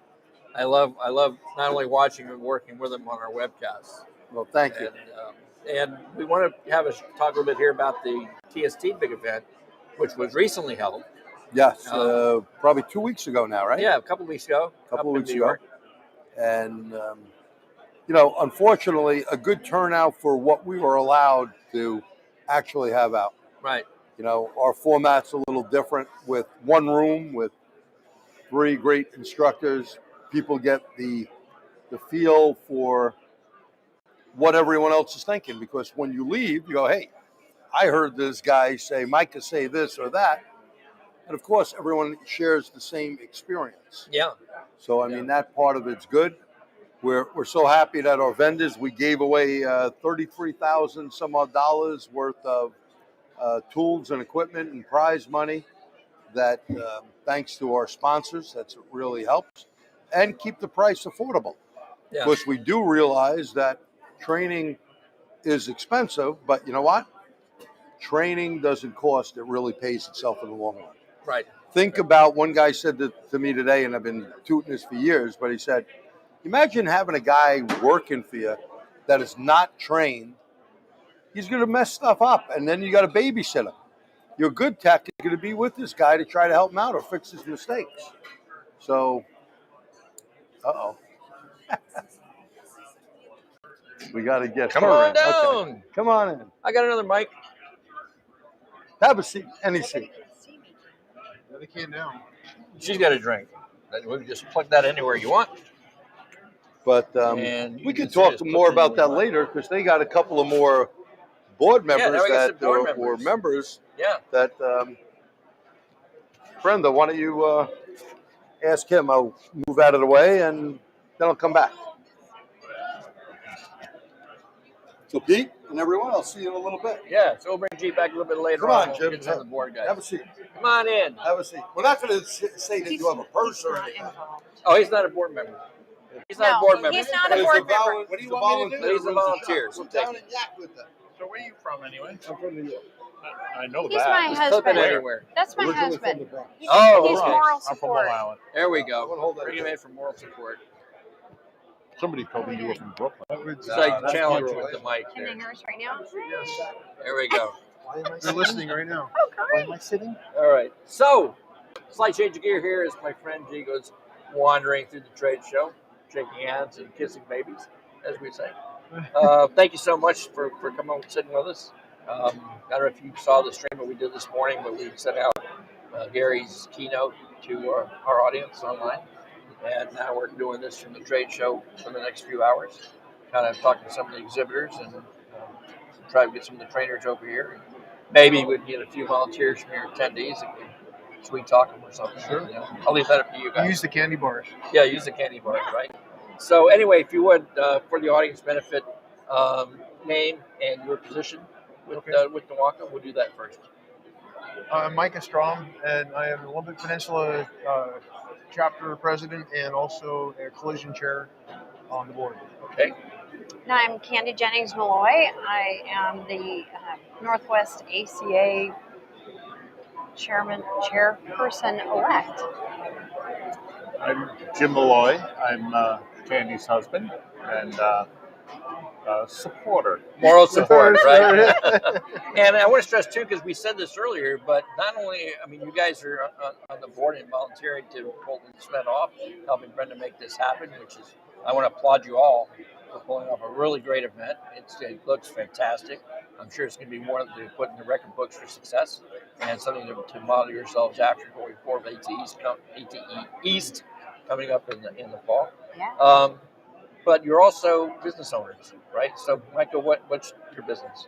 It's modern collision rebuild. It's collision repair. We also have a mechanical division. We have hybrid electric and rental cars, as well as a detail shop. So that's quite a spectrum. We're on an island, so we kind of fill all. We bring a car and we take care of everything at one time. Wow. And Candy? I own Tom's Automotive in West Seattle, and we service and repair cars, trucks, and SUVs. Wow. All right, fantastic. And again, so this is just adding on to what I'm sure is already a pretty heavy workload as a business owner, right? And you must believe in what we're trying to get shop owners around the country to believe in, the need for training. Training, absolutely. So give me some of your opinions on, we'll start with you, Candy, ladies first. Why do you think so much about training? AT is amazing. We shut the shop down, the whole shop comes, and it also builds camaraderie between team members, but it helps us to grow and to learn. And then we also are able to look at equipment. Like currently today, we're looking at software programs. It keeps us on the cusp and on our toes so that we can be our very best. Now, but before you got involved with AT and the training end of it, what were your experiences prior? Did you notice a change or impact on your business's operation from keeping your guys and gals up to speed versus before you had a program in place? Or did you always We've been doing this for a long time, since we were before we were Northwest ACA, back into the days when Pete Hunt was in our leader, so to speak. And very early on, I purchased the shop from Tom Smith. It's very dear to me, my mentor. And the value that we got from being members of an association like Northwest ACA was huge, because it taught you the things that you need to be a successful business owner, and how to treat your team, and how to allow them to grow to become better people in general, not necessarily just in business, but in life. Yeah. And events like this allow us to go to training to learn how to better ourselves for everybody around us. Yeah. It makes us all better and stronger. Yeah. So, like, I think Jennifer from Rocket Marketing was talking about earlier, about having the why. Why do you get wanting to run your business? What are you sharing that your vision with? And I love the fact you call them your team, not your employees. That they're an integral part of helping you succeed. Their success is your success, and helping them with the training arm certainly is part of that. I couldn't do it without them. Yeah, I wouldn't want to be there without them. Awesome. Michael, what about you? What are your experiences? The fact that you can come here and you can get the variety of training, you can send your whole team, that there's something here for them is important, versus, if you have one training event somewhere, you send one tech off. But I can send the whole shop, at least the mechanical side, to this event, and everybody has something. And it's all weekend, not just one class. Yeah. There you go. It's 3 days of classes they could take. Yeah, but that's not all. I mean, certainly this is like the forward-facing image for NWACA, right? But that's not all that NWACA is, right? We have an apprenticeship program that is amazing, that we need to spread the word about, because most members, I don't think, even recognize the apprenticeship program that we have. We need to get people into our industry, and Butch Jobs had a vision that we would create an apprenticeship program, and we have that now. It's called ITAC. Is that through NWACA? It's through NWACA. Uh-huh. It's called ITAC. It's the Independent Technicians Education Coalition. And here tonight, actually, Pit Crew Marketing. Everybody go visit Pit Crew. Scan their little thing, because they're raising money for ITAC. But we need shops to get involved to become training agents. We need shops to get involved to go to schools, to talk to middle schools, high schools, to spread the word, to be proud about being in the automotive industry that's been so good to all of us. And what was that? What's that? We're live streaming. You're on TV. Oh, you're on TV.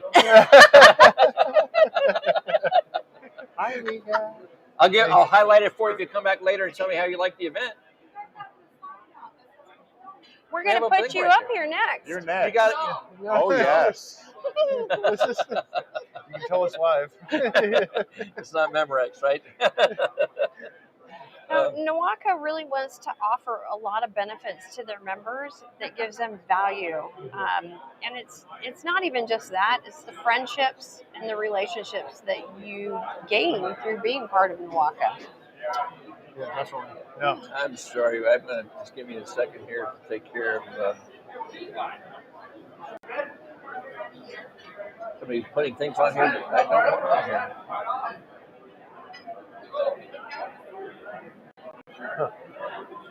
It's amazing when people will find you online and like to put stuff on there that you don't want. Oh. All right. If you're watching and you saw that, I apologize. It was one of our YouTube channels, not sure which one, but we get that from time to time. People find there and they put these links to sites that we really don't want our viewers to. So no, don't send me emails about it. Okay, I didn't give you the link to some porn site. That's not what we do. Okay, we're here having a more intelligent discussion than that. So all right, back to what we say. I did see the booth for that, and I would love it if you could have one of them come over here and talk to me about it. I will go get Wayne and have him come over here. I would love that because we actually had the same thing at ASD in North Carolina. We interviewed their representative for a string by itself. Would love to do that with you guys to get that, help you get that word out. It's an amazing program. We have a general service tech apprenticeship. We have a master service technician apprenticeship. We have a service advisor apprenticeship program, and we're also working on an RV apprenticeship program. Wow. So it's huge. And we need more people to get involved, to spread the word, and just really lift up our industry. Yeah. And I like what you said, too, about as being a part of the association to give you the resources that you needed as a business to succeed. I think that's so important. It's something I'm preaching a lot lately to our audience because I think a lot of technicians who have those dreams, those aspirations, and you've seen them, we've all seen them, they're great techs. They can fix a car in their sleep, but they don't know the business. So when they do put out their shingle and they open up that door, 6 months later, they're in trouble because they didn't bother to get the training about the business side of it, right? Yep. So if you're a tech and you know how important it is to get trained on the technical side, you have that aspirations, you can get the training that you need to do the business side, be successful, like folks here with me right now, and using the same words they did by joining your local NWACA chapter, right? And like I said, you guys are covering. I think Brenda was telling us that, and tell me if I get it wrong. You basically before is just Washington and Oregon, right? Oh, we've spread out now. Oh, I know you have right now. Alaska. It's Alaska, Montana, Idaho, Washington, Oregon, Idaho, and Wyoming. I think. No, we don't have Wyoming. No, there was one other that I. That's it. I think that's it. Nebraska. No, Nebraska. No. Well, maybe Brenda knows something you don't. But you know, we're welcome to take more on. There are at-large members though that can join from other states. Yeah. So and the other thing with the Auto Care Alliance group that Sherry Hamilton spearheaded with the Midwest ACA, right? She's a tremendous lady in her own right. She's amazing. And the benefits that you guys provide to your members is probably a lot more than we can list during our live stream. But what's website they can go to find out about NWACA? Well, we have our website, which is NWACA.org. That's easy enough, right? Yeah.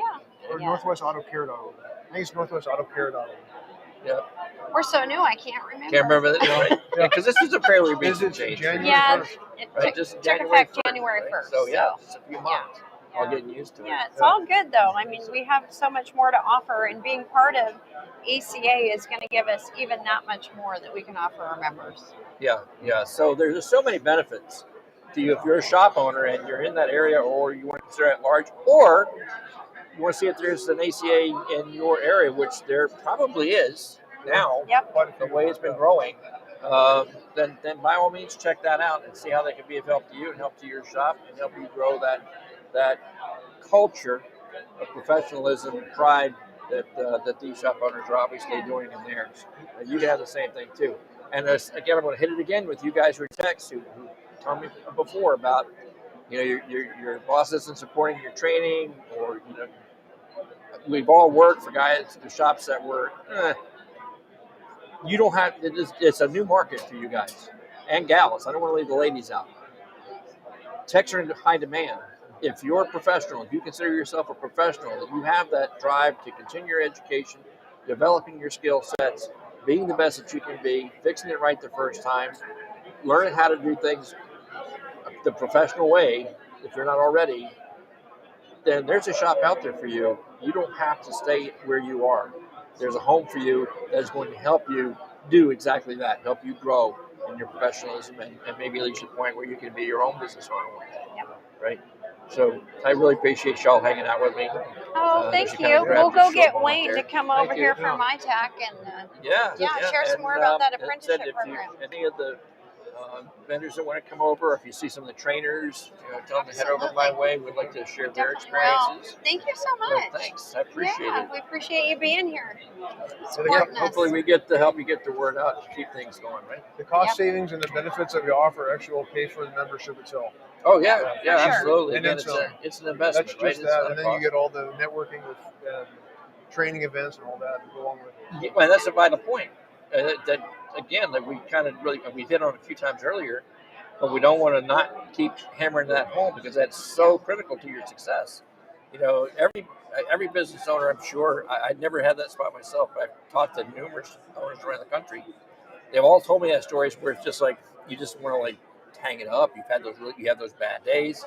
Nothing seems to go right, and then you can reach out to people you've met in your group and events like this that are now your support group, if you will, and say, hey, look, man, I need to talk to you. It's like, what would you do in a situation like this? And you can't. It's a big part of it because every single day is different, right? You never know what you're going to run into in a shop.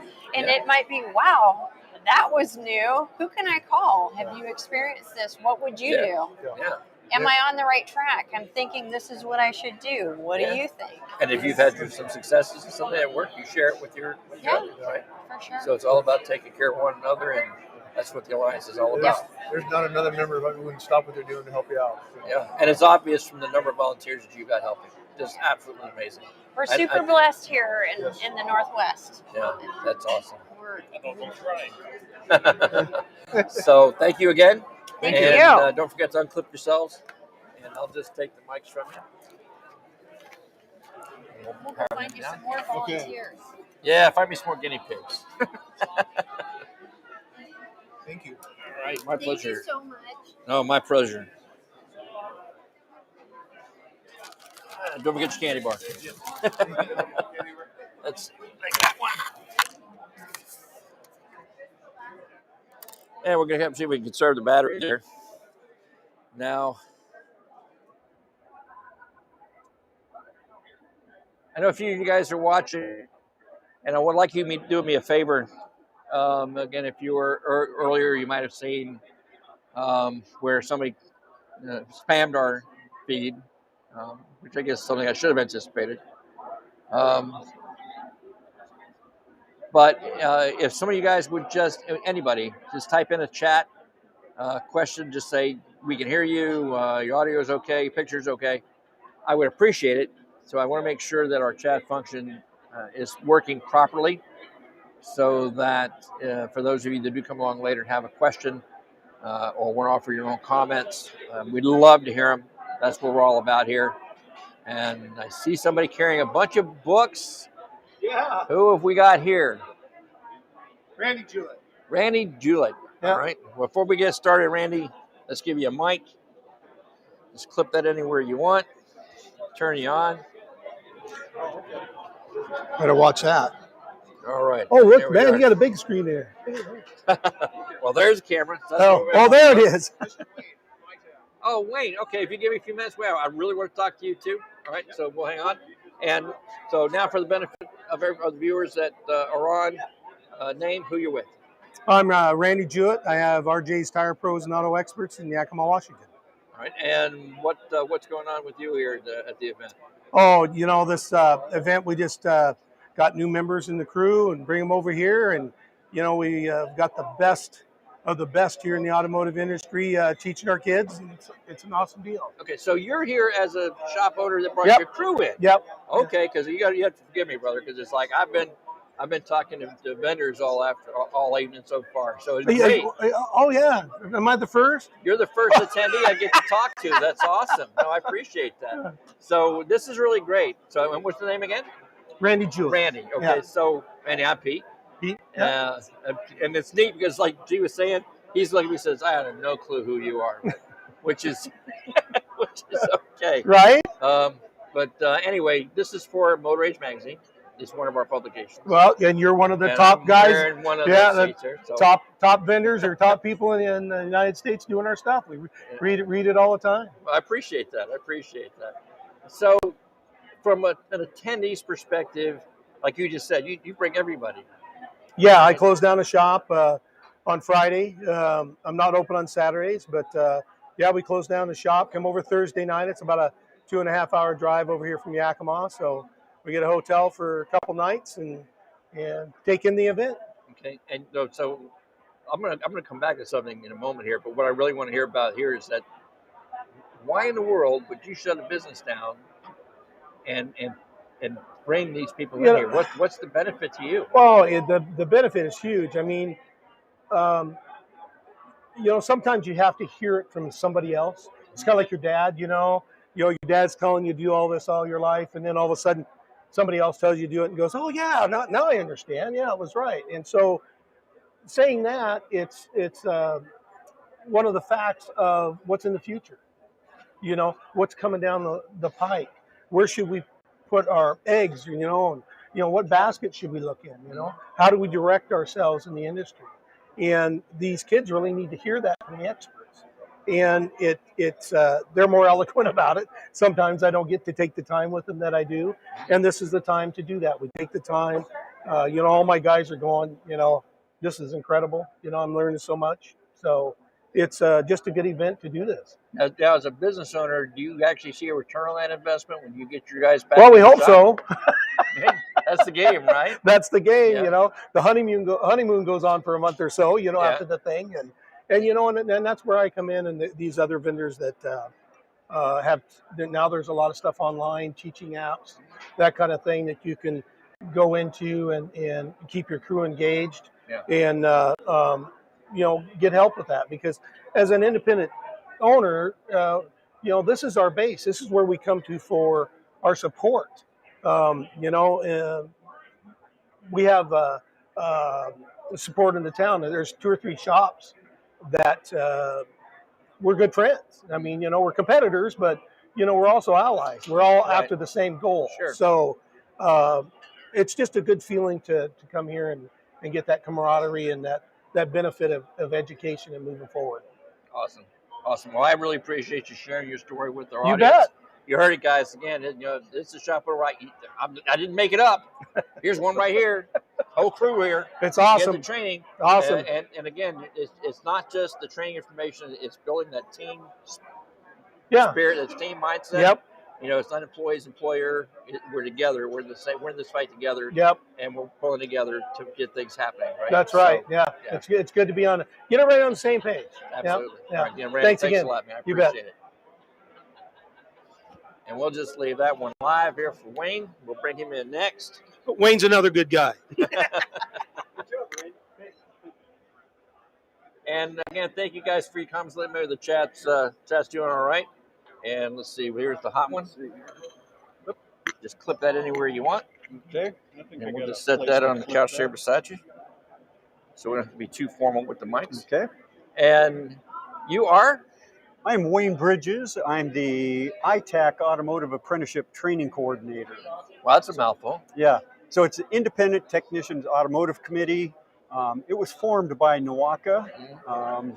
Actually, we became a registered apprenticeship in the state of Washington in October of 2018.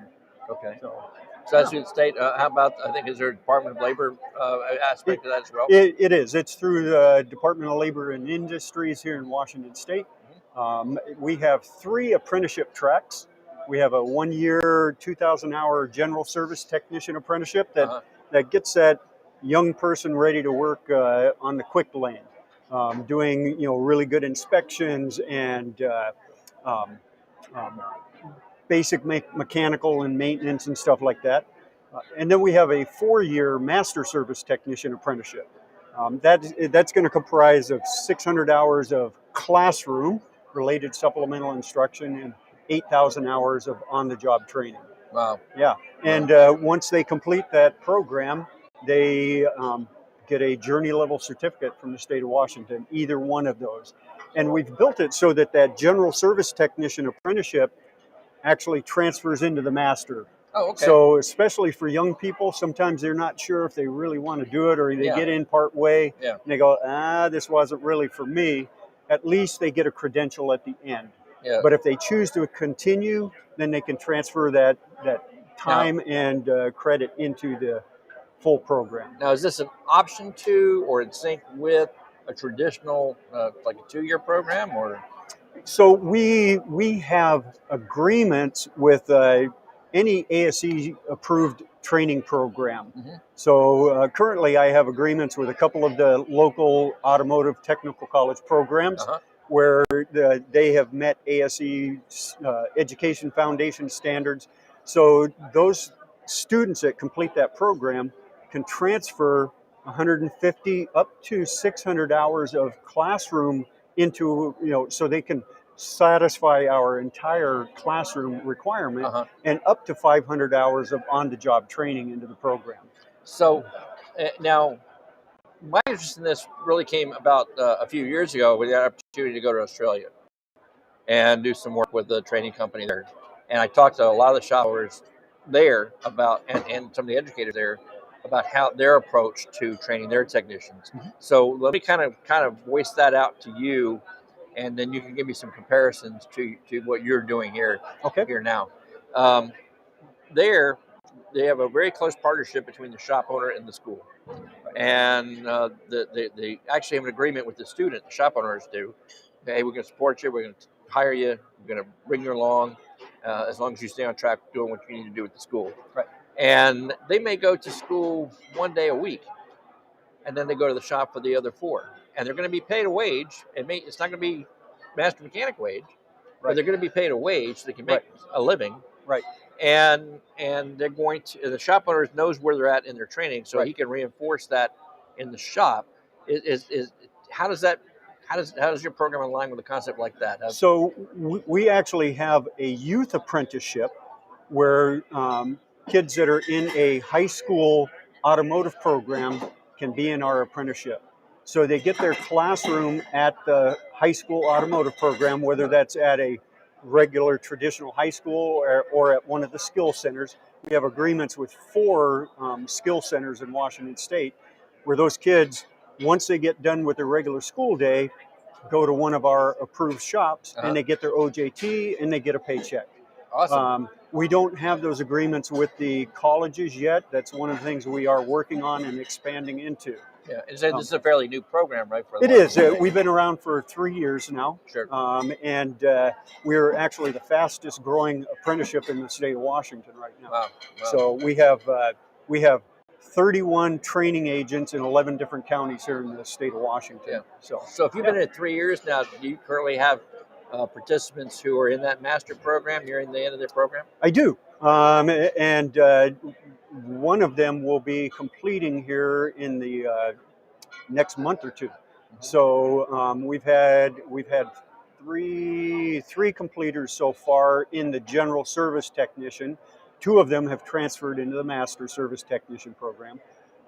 The gentleman that's getting ready to graduate from the master program, he's been a master technician, ASE master certified for 20 years. Wow. But he wanted this credential from the state of Washington. And I was able to give him 6,000 hours of OJT credit and 450 hours of related supplemental instruction, the classroom piece.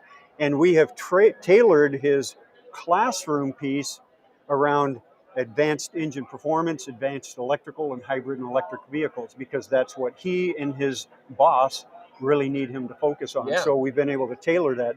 And part of the reason we're able to do that is most of our classroom, I'm putting those quotation marks again, is actually online. We use a program called Electude. Oh yeah. Yeah, so you're familiar Very with that? familiar. Yeah, so we built our program around that so that apprentices that come into our program have that flexibility. They don't have to go to that brick and mortar school every Tuesday night from 6 to 10. And so it has worked really, really well. Yeah, and for those of you who are watching that are familiar with Electude, hopefully we'll get a chance to talk to one of the representatives before the night's over. But they're very adept, I guess is a good word, to about developing virtual training scenarios. So when we're talking about online training with Electude, it's not a talking head and some slides, like PowerPoint slides. They actually have the virtual reality capability to allow that student to take that meter lead, take that tool, turn that circuit on, take the measure, all the things that he would do if the vehicle is sitting in front of him. Right. So it's a great option to like you said, have to be commit that time. And as an instructor, the really cool piece is when I assign them that vehicle, I can see every step that they took diagnosing that vehicle, and I can see where they made a wrong turn. You know, I assigned them a vehicle and it had one trouble code, and during their diagnostic process, they've set 5 more codes. We can have a discussion about good diagnostic processes, and I can really help them see where they got off. And that is such a powerful tool for teaching. And the other thing that I really like is, especially for young people today, it's a games-based program. And we're giving them nice bite-sized pieces of information, training. Then we're assessing that. We're not giving them a big whole bunch of stuff that's making their brain explode, and then trying to have them decipher all of it on one quiz. So it's a great program. And the cool thing is during COVID, almost every school in the nation switched over to Electude. When COVID hit, all the apprenticeship programs in Washington State were struggling because they couldn't have face-to-face training. Well, ITAC, because we were already online, we were able to operate seamlessly. Not one of my apprentices missed any kind of hours of training. So it was a great thing. It's great. And I think another great thing about the apprenticeship program, I love the traditional 2-year vocational training, right? The one that's kind of been standardized. And what I'm going to say is that no way reflects battling on those programs. I just want to make that very clear from the outset. If you're a professional educator and you followed me for any length of time, you know that I have a real passion for you supporting what you're doing in your schools. A perfect example, and I've shared this story many, many times. The community that I live in, there were 2 high school programs within 10 minutes of one another, right? The one just fluttered and died from lack of support from the administration. But the gentleman who ran that program until his retirement had the biggest heart for helping his students succeed, even using the minimal resources they were giving him to do it. He busted his tail. And every instructor I've ever met in the public school system, whether it's high school or secondary, has had that same commitment to their students. And I applaud you for that. I did a little bit of that. It's tough. It is. And I appreciate all of you for what you're doing for these students. So I don't want to get out of text that. But with that being said, when you take a kid through a straight 2-year program and they don't really have the opportunity to apply what they're learning, by the time they're done, 90% of what they knew is lost. Knowledge not used is lost. So the apprentice program is a way to reinforce that training as they go. Ingraining it in their habits, in their skill sets, building each on the other to where they reach the end of it. Now you have, like you said, they get a journeyman certification. And again, this is something maybe some of the older viewers might be able to understand. My father grew up that way in Europe as an apprentice, and as a craftsman, and knowing some of the things that he did to learn his trade. He never admitted that he was a master because he never could take that master test that they want. And if you're not sure what we're talking, hey, let me know. I'd be glad to tell you all about it. Just to tie on with what you're saying, I actually spent 29 years teaching at a 2-year automotive program. And I retired in 2018 because I was so frustrated with my students leaving my program and going to work and not having any support when they got out there. Right. And 2 to 4 years later, they've left the industry. So I contacted NWACA, and they were already starting to work on this apprenticeship program, because that's what I wanted to do, see if we could reinstate an apprenticeship program in Washington. Yeah. So we worked together and built this thing to give those people that are coming out of those trade schools that support. Because I would always tell my students, when you graduate from this program with that nice diploma, you still don't know squat about the automobile. So, yeah. you know, and you need lots of support out there. And I get it, and I'm glad you said that, because the shops who are participating in your program obviously understand the importance of mentoring their students, their new techs. Right. And again, if you've listened to me for any length of time, when I have shop owners mail me or call me and say, "Pete, where do I find good techs?" The very first question I ask them, and I'm asking you, are you involved on your industry advisory council of your local program? Yes. You know, if you want to know what's going on and you want to have an impact on the programs and the students they're producing, you need to do that. And it's not that big a deal. It's like a meeting every quarter. It's not, and they feed you. Yep. So it's not most of them feed you. Not a bad thing. But here's the thing is, as an instructor for 29 years, I sent my best students to the shops that were represented on my advisory committee. Sure. So if you want the best, you need to be involved in those advisory committees. Yeah. Whether it's a K-12 or post-secondary, those are important. And if there's no automotive program in your area, there's a CTE program at the local high school. You can be on that CTE advisory committee, get into those classrooms and tell these young people about the opportunities in the automotive industry. Yeah, that's crucial. Right? It's crucial. So important. Yep. And the other thing I want to say to the shop owners, that when you're hiring these graduates, as Wayne just aptly pointed out, usually what I see happen is one of three things. Either they expect that new student to be an A-Tech, which he is certainly not. He or she is certainly not. And then they get all ticked off when it doesn't happen. Right. Or they are older and they treat them like they were treated. They stick the broom in their hands, tell them they're going to clean the john, sweep the floors, and any tech or any student that just spent 2 years in school and substantial portion of their income to attend that school aren't going to clean bathrooms for you at minimum wage. That's not going to happen. And the third, which is what you need to do, is understand that you've been giving a diamond in the rough, and you take that diamond in the rough, you mentor that diamond in the rough, you polish that diamond, you help them grow to that position, and in the apprentice program, even better. So with all that said, Wayne, this is for Washington State, right? Right. If there's anyone watching in the Washington State area who would like to know more about how they can become involved, where do they need to go? So if they go to the NWACA website, there's a link right on there for the ITAC apprenticeship program.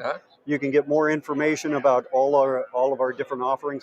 One other offering that we have that we kind of missed is we have an automotive service advisor apprenticeship as well. Okay. It's a 1-year apprenticeship. The classroom is through Clover Park Technical College, fully online.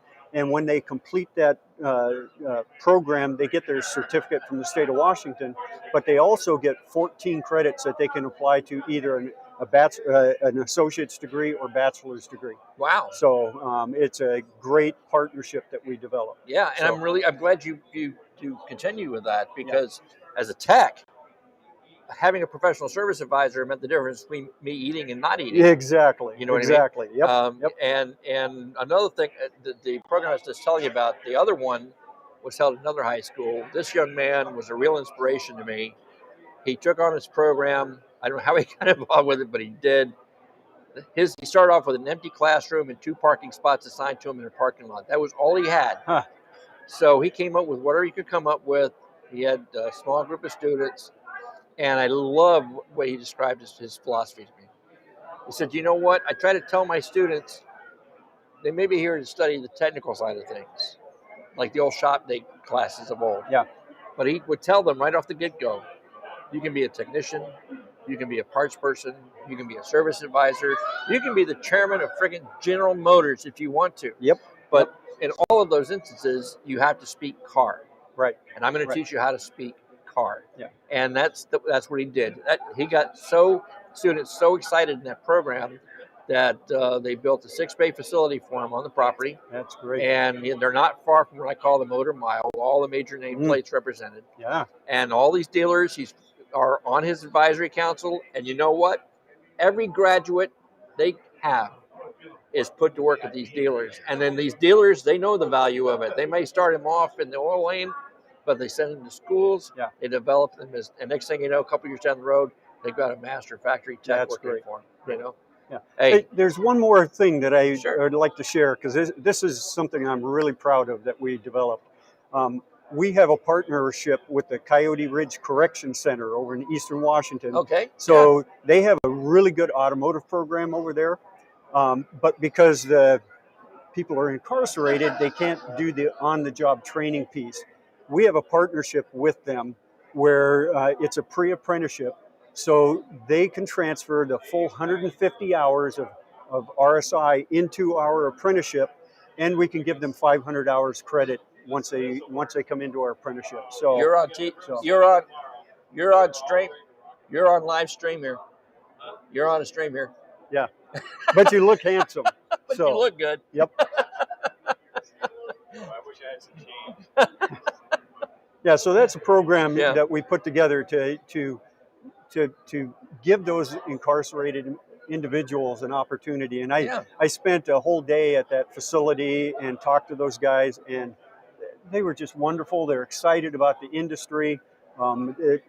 Everyone I talked to knew that they had messed up, but they're ready to turn their lives around, and this is going to give them that opportunity. That's great. So that's awesome. Wayne, thank you so much. Okay, you're welcome. Thank you. If I can do anything more to help you, you just reach out and let me know. All right, I appreciate that. All Thank right? you. Don't forget to yeah. yourself. Thank you. There you go. Cool.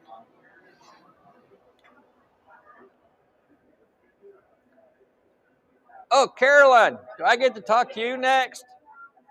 Come on. Oh, please. I have not met her yet. I saw her class.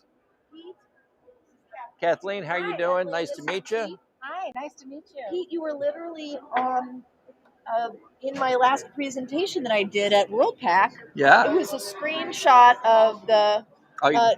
Get mic'd up. Get mic'd up. Put you on mic there. Oh, and we'll get one for you too. That's good right there? Anywhere you want. Look at anywhere you want. There we go. Oh, this is a great shot. Yeah, not too bad. I got to make sure I get the sign in. Oh, very good. Yeah. Okay, cool. So All the right, camera is there. Okay, cool. Oh, yeah. Okay.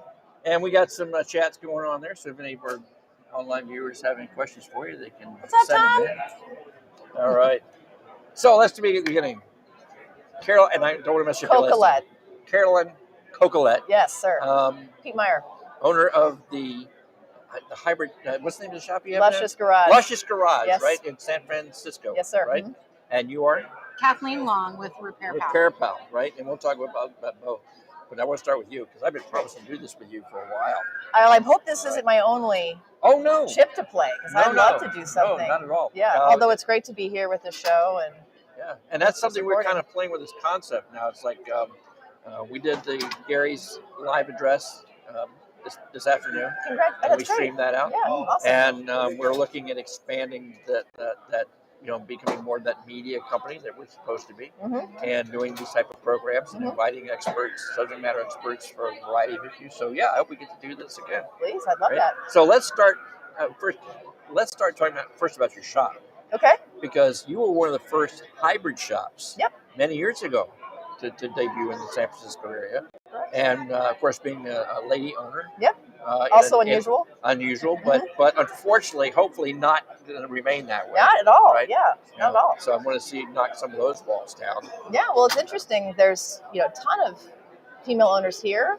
Some of them are owners with their partners, but there's just a really mixed crowd here at the show. So we're seeing the change. Yeah, absolutely. Well, it's very healthy for the business, I think, not only because diversity is healthy, but also because we're seeing this sort of next generation and more people getting involved. And we already know there's a dearth of talent inside of our business because so many people are leaving, whether it's technicians or aging out of the business. So to see kind of the next generation of interested entrepreneurs and service pros, etc.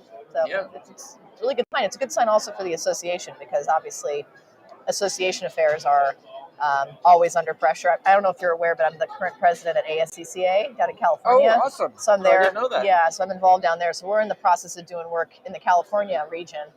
But I love what Brenda and Jeff and everybody have done up here, and it's a pleasure to be able to participate in this show. So well, you need to let me more about your event, so maybe we can bring this on the road there. For sure. Well, it's association business, so there's a million things to go and do. Right. So yeah, you're on my list, Pete. I got to track you down. But yeah, absolutely. And we'll do a quid pro quo. Maybe I can join you on a show, and then we can have you at one of our events. That'd be fantastic. Yes, that would be cool. Where are you located? I'm in Tampa. Okay, so you're on the other side of the country. This is a big trip. Other side of the planet. That is a trip. Yeah. I don't even want to go into what I had to go through to get here this year. Well, I was just in Orlando, and that was a long journey. Yeah. Yes. Were you at the SDX? Yes. Okay. Worldpac event. Yeah. Did I not see you there, huh? Yeah. Well, unfortunately, I couldn't stay very long. I had some family affairs I had to take care of. Okay. Well, hopefully, good affairs. Yeah. Well, no, but that's okay. It's just life, right? It's life. Yeah.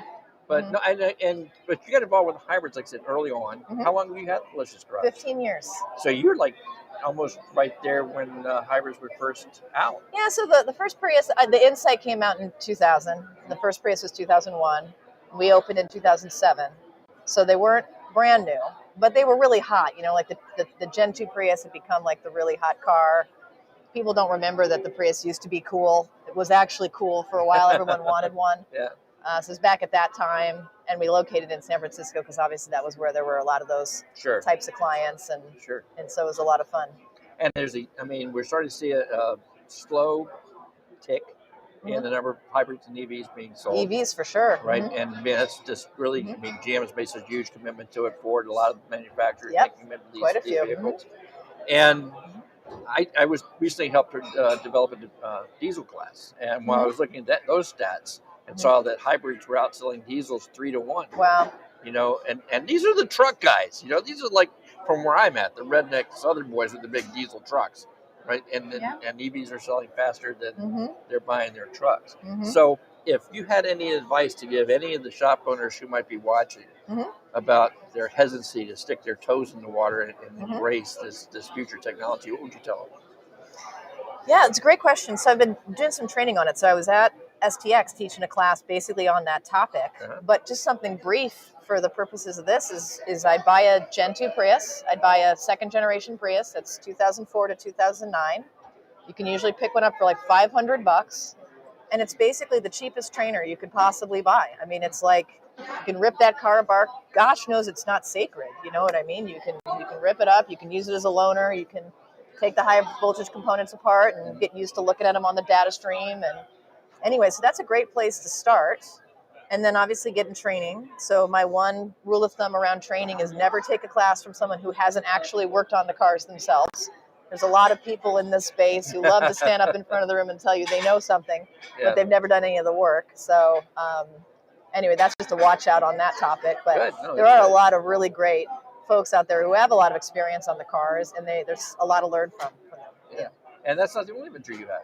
Sorry? That's not the only venture that you have. Yeah, so I also have a software company. Yeah, so tell us about that. Yeah, so it's called Shopware. It's a shop management company.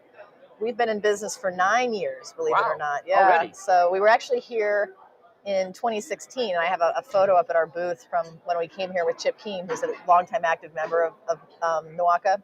So anyway, we know this association well, but yeah, that's been a lot of fun too, and it's been fun meeting other folks here in the Pacific Northwest that are looking to upgrade their businesses and how we can help. So what does Shopware offer the owner? What kind of, it's like a management software program? Yes, sir. But what does that cover? So most management systems make invoices and will manage some of your inventory control and parts purchasing and stuff like that. And they vary in terms of their, their service coverage depending on how old they are, how sophisticated they are, et cetera. There are some things that the legacy systems never did or have tried to do with some bolt-on products to sort of band-aid the problem. And, we're a newer solution that allows people to do all those things in one place. So rather than, keep band-aiding the problem, we actually went and built a, bottom-up solution so that allows people to do all the things they need to do, not only the things they've always needed to do inside their businesses, but also be able to meet contemporary customers where they are. So a lot of digital solutions there, paperless solutions. You know, yeah, cloud is a big deal. You can do stuff on your phone, that's great. But there are several different components that make cloud a real difference maker. One of them is processing power. So for example, we have a parts pricing tool, which we call the optimizer, which replaces a traditional parts matrix and will auto price your parts in order to hit a GP on your behalf. So you enter the GP that you want to achieve, and it will price your parts to go and get that. And it's based on an algorithm that looks at the parts that you have sold in the last 30 days based on their cost distribution, and then auto adjusts your pricing curve to go and get that gross profit target. And, you know, if you asked a legacy system to try and achieve that, you know, your server would melt down, your server would catch on fire because it can't do all of those calculations. So this is something that a cloud-based solution can actually do for you. And I can get on my soapbox about this, but my general philosophy is not only do people in this industry deserve a lot more from their vendors and their tools, but also they should expect more from their vendors and their tools. And your tools should work for you. You shouldn't work for them. Yeah. And a lot of the systems, whether new or old, are basically still expecting you, the human, to do all the work, to do all the thinking. You're still running your business between your ears. Yeah. And I feel very strongly about offering tools that allow you to do the things that only you can do, like talk to the customer and fix the car, and let the tool take care of your business. Wow, that's awesome. Yeah, thanks. So if anybody's watching wants to find out more about what Shopware has to offer them, it's getshopware.com. That's easy enough. Yeah. Getshopware.com. Yes. Well, thank you, Thanks. Carolyn. Thanks, Pete. I appreciate it. And Kathleen. Okay, yes. Kathleen with Repair Pal. That's right. So I saw your class a little bit. I came in and got a couple of pictures there. Yeah, thank you. Put those up on our social media to Nice. see all the training resources that we have available. But I got to tell you, I am a fan of Repair Pal. I've used Repair Pal to find shops for our own needs. And I guess so. With that being said, tell them what Repair Pal is. Yeah, so Repair Pal is a consumer-focused company first and foremost. So we want to help consumers find auto repair that they can trust. So in order to meet that need, we developed a network of certified shops over the years. We're now at 3,000 independent shops. So we've been working with the shop community for a long time. And those shops go through a certification process. So we look at the tools and equipment. Every shop has to have a shop management system. So if you don't, you want to be part of Repair Pal. Obviously Shopware is a great solution. And I will also say that it's nice to see that the price is coming down, because for a long time shops are doing business on paper just simply because it was cost prohibitive to acquire shop management software on top of all of the other costs of running the shop. Mm-hmm. So really it's democratized the price quite a bit and made really robust tools available to shops at a lower price point, which I think is good because the consumer expectation around quality is increasing. So we're looking at the customer satisfaction, that the shop is attentive to fair pricing, which doesn't mean cheap pricing, because there's nothing more expensive than a cheap auto repair, right? Mm-hmm. Because that's an auto repair you have to do more than once. But yes, we want to find the shops that are doing right. And then because we provide so many resources to consumers, we have about 4 million unique visitors to our website every month, and we match those visitors with high quality auto repair. Yeah. And so that's been the crux of our business for a very long time. Because we have high quality shops and because our shop partners are so outstanding, that allows us to do a lot of other things. Mm-hmm. And so we've acquired a number of partners over the years. We have about 65 different partnerships where companies like USAA, CarMax, Consumer Reports will send their customers and members to Repair Pal for help in finding quality auto repair. Yep. Because for them, it's about brand protection. So if I'm USAA, I want to make sure that my customers are safe on the road. Quite frankly, I'm an insurance company. I want to reduce my claims. I don't want people colliding with each other. And part of doing that is making sure that the car is safe to drive and that it's been well maintained and all of that. But if I'm going to make a recommendation around auto repair, they're sticking their neck out to do that, because if a customer goes to an auto repair shop, has a terrible experience, then USAA is kind of on the hook for that recommendation. So the only thing that makes sense for companies like that are attentive to quality is to partner with someone like Repair Pal, where we've ensured the quality of the shop, we stand behind the experience. And then everywhere that someone looks, I want them to see a Repair Pal shop. So I want all of these high quality companies to recommend their customers to Repair Pal. And in this way, to our, 3,000 shops, we're bringing tens of thousands of repairs every month in new business. And then with our estimator and some of our other tools, there's also a retention benefit to shops there as well, where they can say, look, I know it's an expensive repair. Cars are getting more complicated. But here I can prove that it's fair priced. Yes. And, I can prove that I'm a high quality shop. I've achieved this certification as well as, hopefully others through attending training events like this one and, participating with the ASE and these other things as well.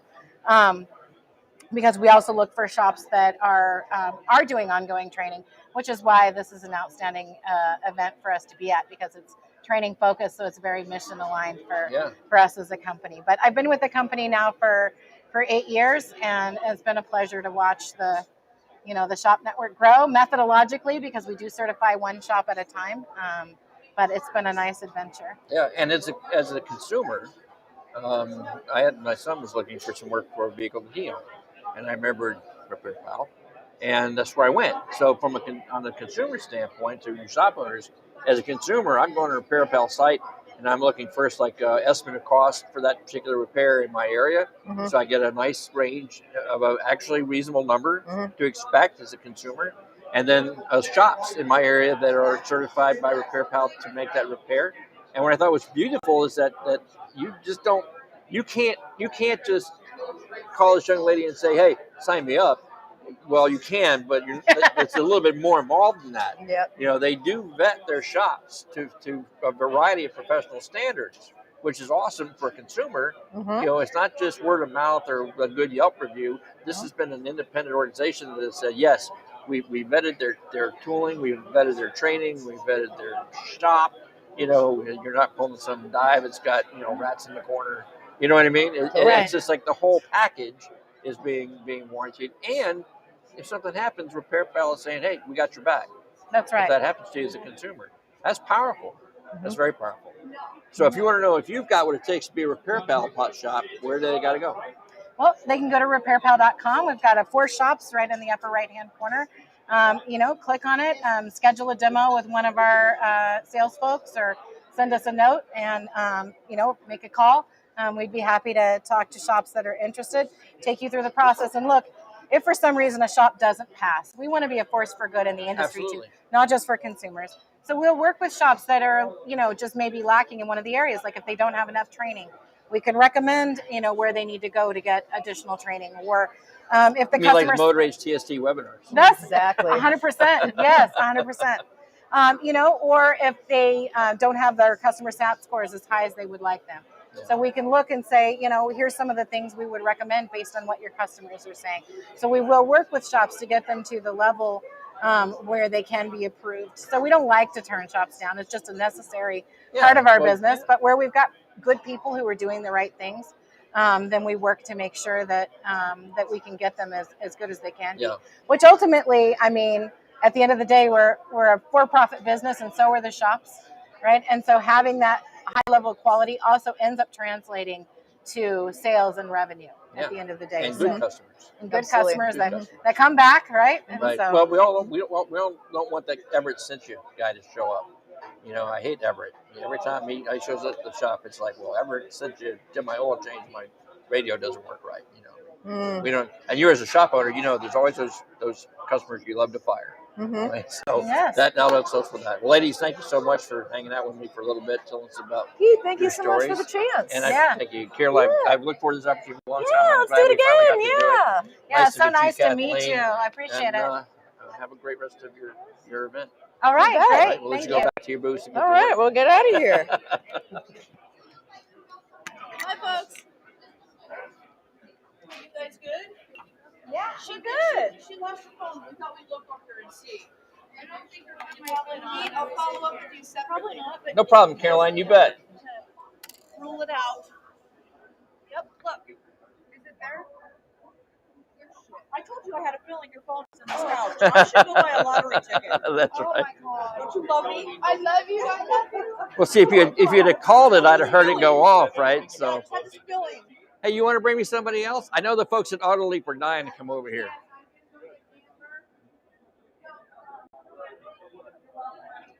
All right, so we got a few minutes in between here, guys. See, now we're cooking, right? We've got some great guests who've shared their stories with us, and again, I can't stress this enough. When you get to come to an event like this, and you get to talk to some of these resources, these talented individuals, like Caroline, for example.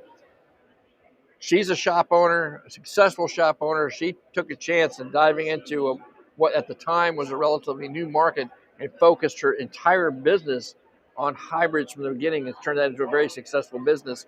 And then as her business grew and she realized some limitations of what was available to her, up came Shopware. And that's a solution that if it's good enough for Caroline, it's something you should certainly check out as a shop owner. And then we don't want to forget, too, that we have Kathleen with Repair Pal.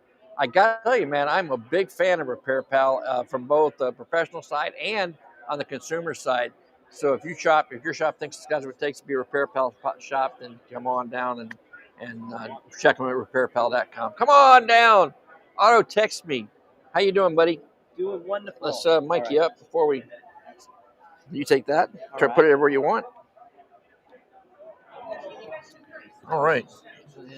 And God, I can't. His name is right on my face. Chris Coutier. What's that? Chris Coutier? Chris, yes. I mean, I'm seeing like all the events. Is he here this one? Or? He's not here today. No. He's enjoying some time with the family. I live in the Bay Area, and so it's a little bit easier, right? Just a quick flight. So I have volunteered. We'll start right. Introduce yourself and who you're with. Hello, I'm Chan Patel. I'm Vice President of Sales and Business Development, Auto Text Me.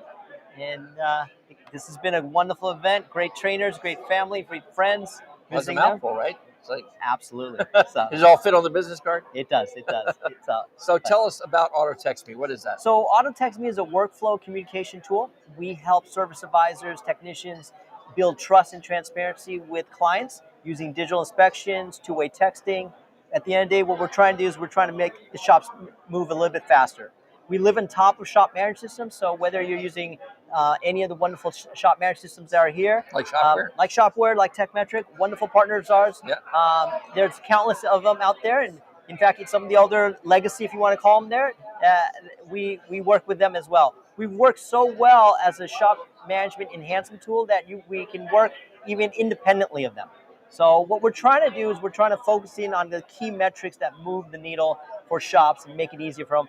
The reality is texting is here. And if you have the very best texting, two-way texting platform out there, it's going to help not only build the communication, get faster response with customers, but it's also going to build relationships. In digital inspections, if you're not a shop in 2022 using digital inspections, I'll be shocked. But I understand why shops are hesitant. There's been tools out there that just made it a little bit harder. I believe we have the easiest to adopt and to use. We offer free training, free support, unlimited, and it's month to month, and we love opportunity. Reach us out, give us a call, and we'll happy to kind of give you a quick demo and see if it's a good fit. So I want to stress some of the things that you just said that caught my eye. It's like, and I'm an absolute believer in this as well. Your customer is not sitting in the waiting room waiting for you to get done, right? They have a life. They have things to do. And sometimes it's the vehicle has been brought in by someone who is not the one who's experiencing the problem. That's one thing. Absolutely. And a lot of your customers, the majority of your customers now are ladies making that decision. Yes. And you can call them, but they'll just ignore the phone call or if they're busy. I know if I'm in the office and I'm working, I'm not paying attention to the phone, you can go to voicemail. And emails, I check my email twice a day, one in the morning, once in the afternoon. You're disciplined? That's it. But text, if I get a text, I'm going to read it. Did you hear about that stat? 95% of all text messages get read in less than a minute. Yeah, wow. And if you're a millennial, guess what that is? It's even quicker. Yeah, so absolutely. It's acceptable socially if I'm in a meeting to glance over my phone, give you a response. Hey, can we move forward with this repair? Absolutely. Right. But not acceptable for me to step out, listen to voicemail. So here's the reality. Find the solution that's easier. You have to adopt the technology, and there's solutions out there that are very easy to adopt. Yeah, I like the digital inspection process. It's like if your customer comes in with a complaint, and they leave the car with you, they drop it off with you, and you get it in the shop, and let's just say you're doing a brake job, and you can see that, oh, wow, this rotor is like badly damaged, calipers are frozen, take a couple of images, text message, show that to your customer on, with a text. Yep. And then they can see the need and give you the okay right then and there to proceed. And it just, like you said, it speeds up the workflow. It gets that bay moving, gets that rotating, that work through that bay. Absolutely. And as a shop owner, you want to keep that. It's a well-oiled engine machine that you got to be constantly. You can work on process. We're big believers in processes and workflow, and that's a constant evolution. Right. And you got to use technology to adopt. There's something about video. We all know the TikTok phenomenon. Oh, yeah. And when you describe something, when just share a quick 5-second video, it's pretty much standard. And you should know that you are watching this on video, right? So it's the same thing. This is the way people communicate. In fact, I saw a stat not too long ago because of a few projects that we're working on. And I think it was something like 85-90% of consumers make a purchasing decision based on video. It's powerful. It's very powerful. Yeah. Right. Yeah. Thank you so much. I appreciate sharing your message. And before we got to go, though, if they want to find out more about Auto Text Me, where do they go? Just go to autotextme.com, reach out. We'll be happy to help you out. Awesome. Awesome. Thanks again. Thank you again. Nice meeting you. Appreciate Take care. Hey, thanks about that. Awesome. Take care. You bet. Thank you so much. All right. So, moving right along here, 9:30 Eastern. That's 6:30 Pacific. We'll do the math there. Things are quieting down here now, as most of the attendees have had a chance to make their way around the show, talk to the business owners that they wanted to talk to. So it is getting a little quieter. Don't have the traffic flow that we had earlier, so we may not go all the way to 8 o'clock as we originally planned. You know, I'm not going to keep you on here just talking just for the sake of it, right? So I've sent out a few feelers to see if we can get somebody out here. So until we do, we'll go ahead and hit some more of the industry things that are on my mind. After all, this is my stream. Again, I would love to know if you watch this, what you guys think. Is this something that you don't mind popping in and seeing what we have to share, or talking to people like Caroline and Kathleen and Jan and some of the others that you see on tonight? Maybe not all at one shot, but on a kind of a routine basis, so you can learn more about what they do and how they do it. And include other things, like I said, industry news that you really need to be aware of. And let me talk about that for a little bit. If you are not aware, you need to be, of pending legislation in Congress, on the federal level that is, in Congress, called the Repair Act. It's called the Repair Act. And I'm sorry, I don't have the information in front of me to what that stands for, but it's the right to equitable repair. It's kind of a federal version of right to repair. A little more involved than that. We actually had a great interview with CEO of the Auto Care Association, Bill Hanvey, and Paul McCarthy of the Automotive Aftermarket Suppliers Association, or Parts Association rather, Suppliers Association, AASA. It's so many organizations, it's hard for me to keep track sometimes. But great conversation with them about what the legislation entails and why it is needed. And this is something that, again, if you're an independent technician, and here's this son of a gun here again, I'm trying to get rid of you, little son of a...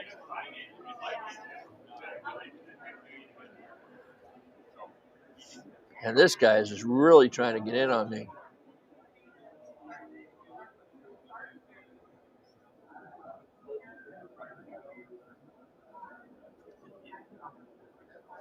It's amazing how these I don't know how they find us with this crap, for lack of a better word, that they try to get into your chat. I apologize for that. Let's see, is he trying again? So, Jim, you're asking me more tomorrow. I tell you what, I'm actually teaching class tomorrow morning. And then that's going to kind of wrap it up for me for this event and the event itself. It was a morning class session, and that'll be done. This will be available, though, for you to look at your leisure. And as I think there's been so much great information shared, I need to go back over the video file and pull these great pieces out into some more bite-sized pieces for you guys to take advantage of. So thank you for asking about that, Jimmy, and thank you for indicating that it's been worthwhile for you. I really appreciate that. I really want to come up with this concept and kind of fine-tune it so that we can offer you a platform that you can know is going to be there for you every week, every other week, whatever we can do as far as the scheduling goes, that can talk about some of the things that we just started talking about. Again, I want to back up to that because I don't want to miss that out. That's the Repair Act. Repair. If any of you guys who are technicians, you've already run into this. It's the secure gateway module on Chrysler vehicles. I'm sure you've already run into that issue and how it blocked you from access to the rest of the modules on the vehicle.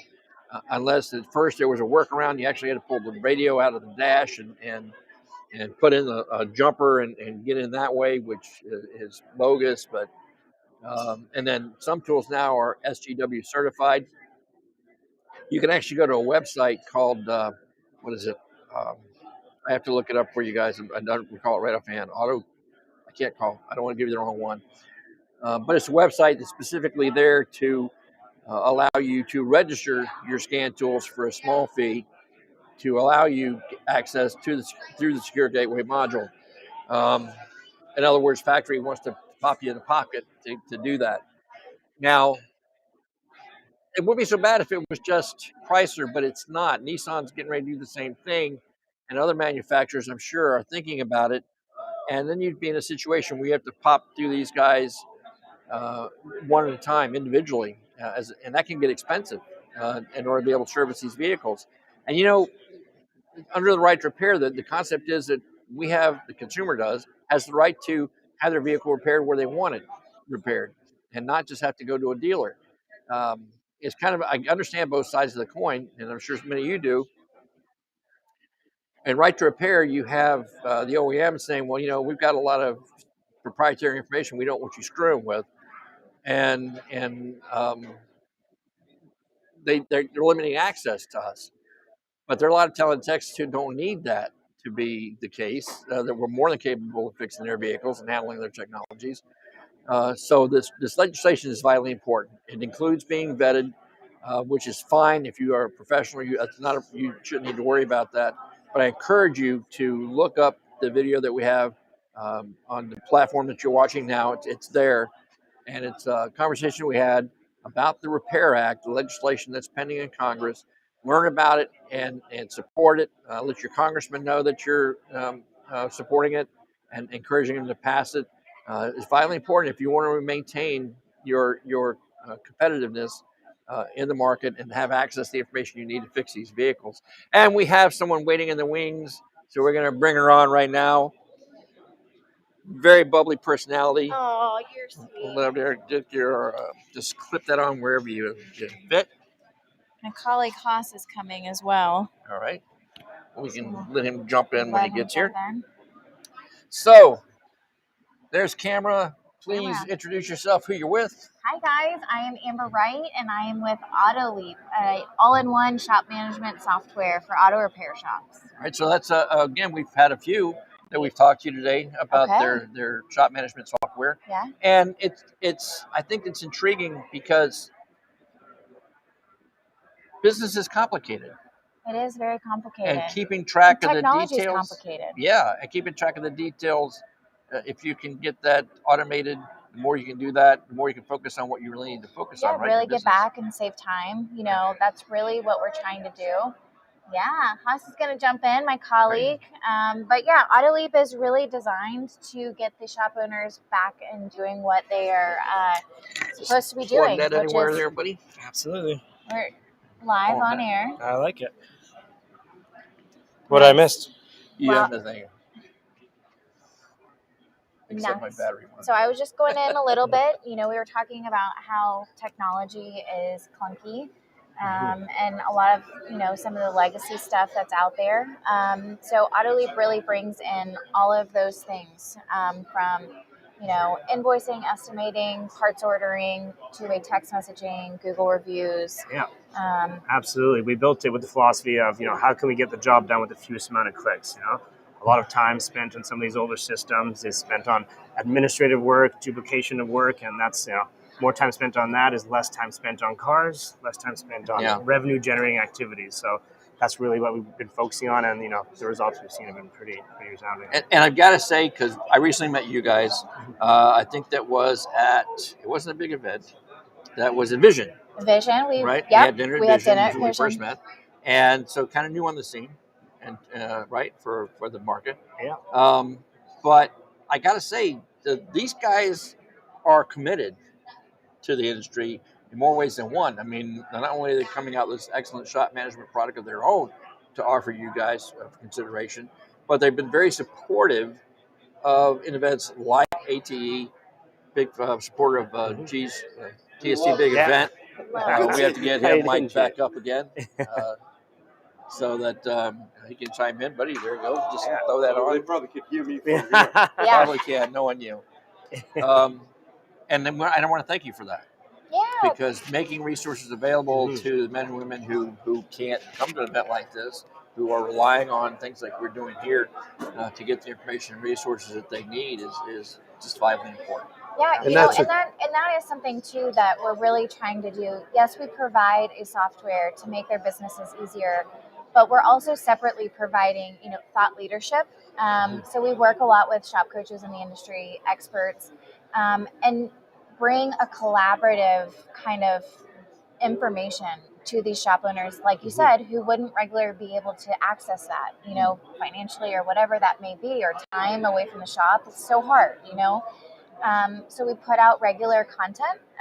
We put about 10 blogs a month out for these shop owners, techs, mechanics, service advisors, all of those things separate from Autoleap, right? Exactly. Because it's super important for shops to have access to that and to grow their businesses in many different ways. And it's important to us. Yeah, you're exactly right. It's bigger than Autoleap. We want to be here to help move the industry forward, to help everybody in the industry succeed as well. Well, I mean, it makes sense, right? I mean, you can have a management program taking care of your back end and making sure everything's right and your Google's okay and your social media, all of that's taken care of.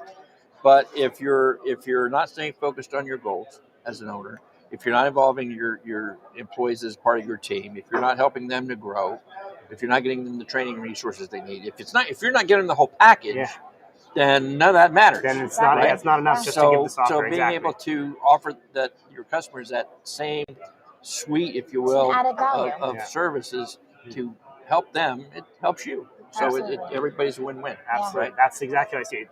Win-win, mutually beneficial. That's exactly how we like to work. So anybody who's watching wants to know more about Autoleap and how it can help their business, where do they go? www.autoleap.com. It's easy. Yeah, it's very easy. It's simple. And highly recommend. And again, support the people that support us. They've done PAVE, they've done TST, they've done Vision, and they've done this show out here. Yeah. And that shows commitment and support of the industry. So thank you guys for doing that. Appreciate that. We'll be here. We're not going anywhere, and it's important for us, to continue to evolve with the industry. And with that, getting updates, frequently, and those updates come from shop owners. They come from these events, and it's so important for us to be immersed in the day-to-day of what these shops are doing so that we can help them to be better, to grow, and to grow our software with you. Very good. Very good. Thank you guys. Appreciate it. Pete, it's always a pleasure. Yeah, absolutely. Of course, hopefully we'll get a chance to have some dinner later on. Thank you again. And we have dinner tonight as well. Oh, yes, that's right. And just don't let the mic be in trouble if you walk away.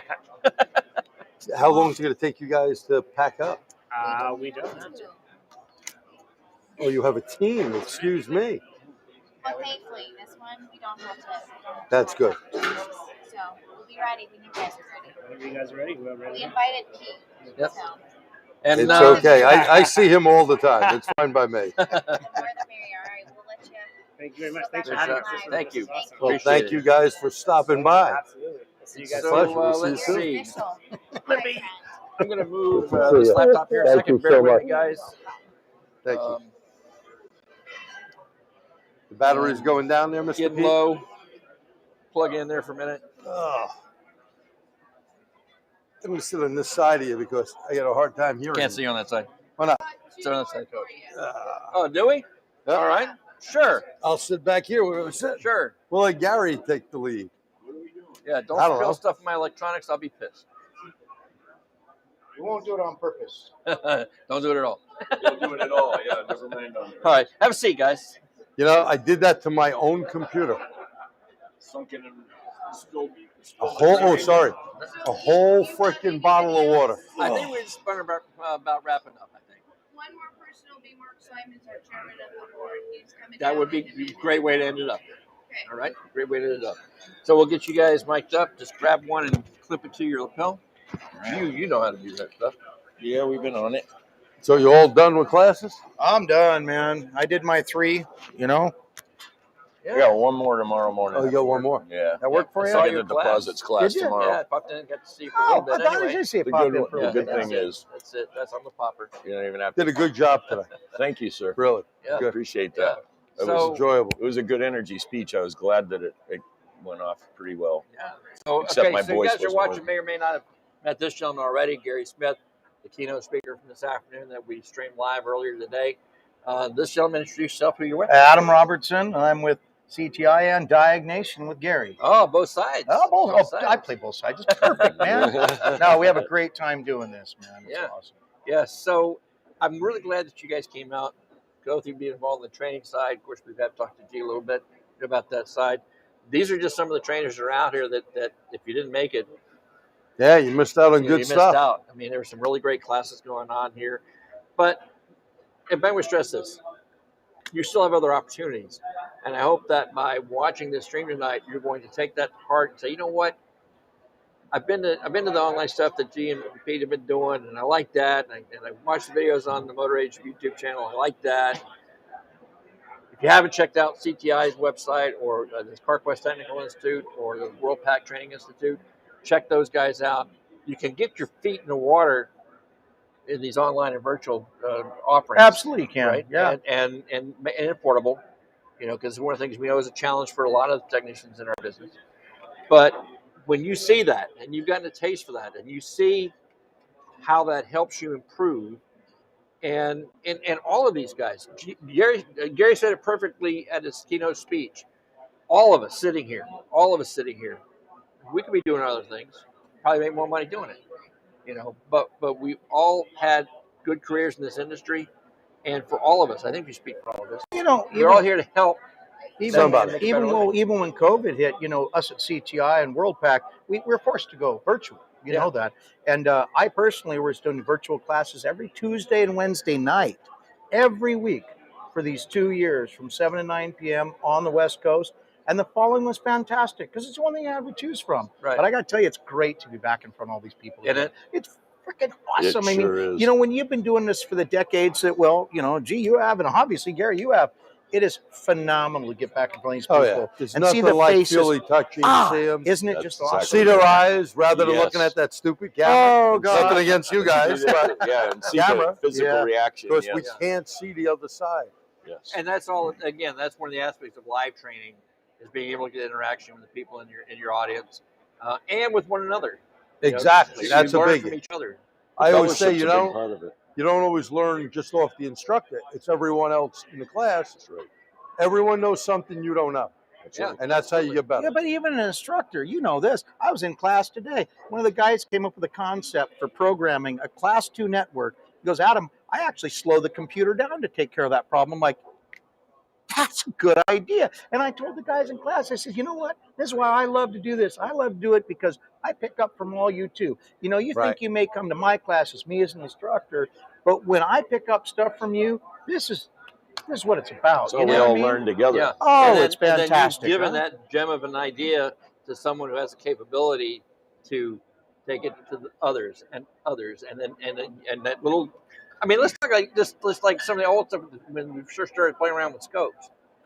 And what was the first thing we did with the fuel pump, right? Get a current ramp on a fuel pump. One of the very first things we ever did years ago, right? But it was one guy that said, I wonder what would happen if. And now that's like essential basic, one of the first things you learn. Right. Wasn't it an eye-opener? It was a huge eye-opener. We'd never seen anything like that. Absolutely. We were teaching that a couple decades ago. It was great. And then to put it now, the one that I preach a lot to the people who are watching us is the in-cylinder pressure test with this go. Yes. Probably one of the biggest developments in diagnostics that I've seen in my career.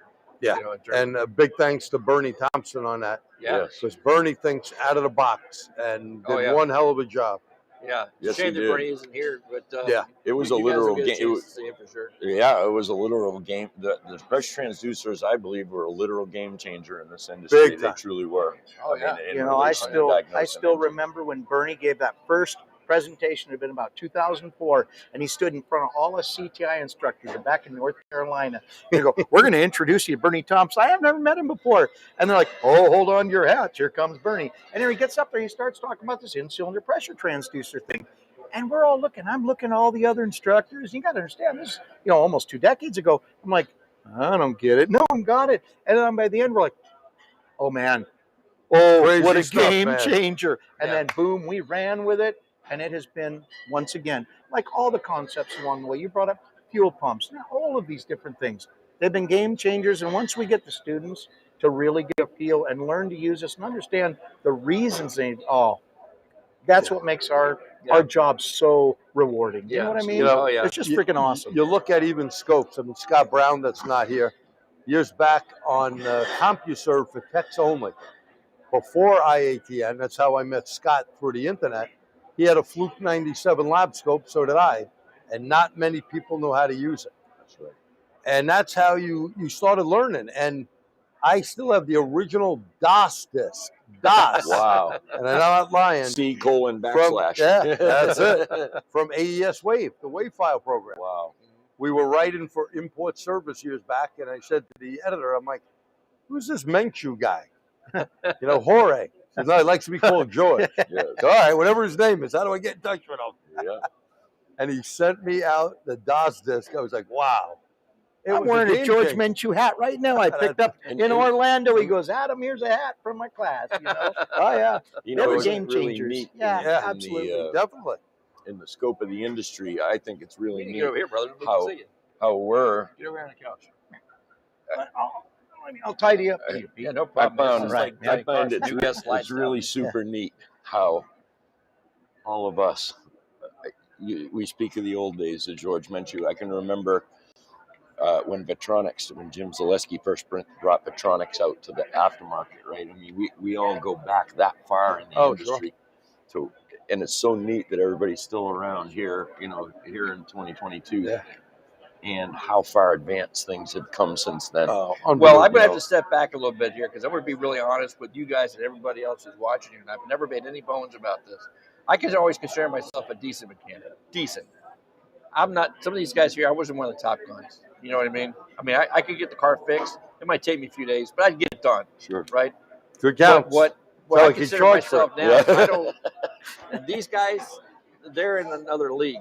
And that's fine because now I get to have the pleasure of meeting these guys and bringing them to you guys and gals so that you can benefit from all they have to offer. That's what we're here to do.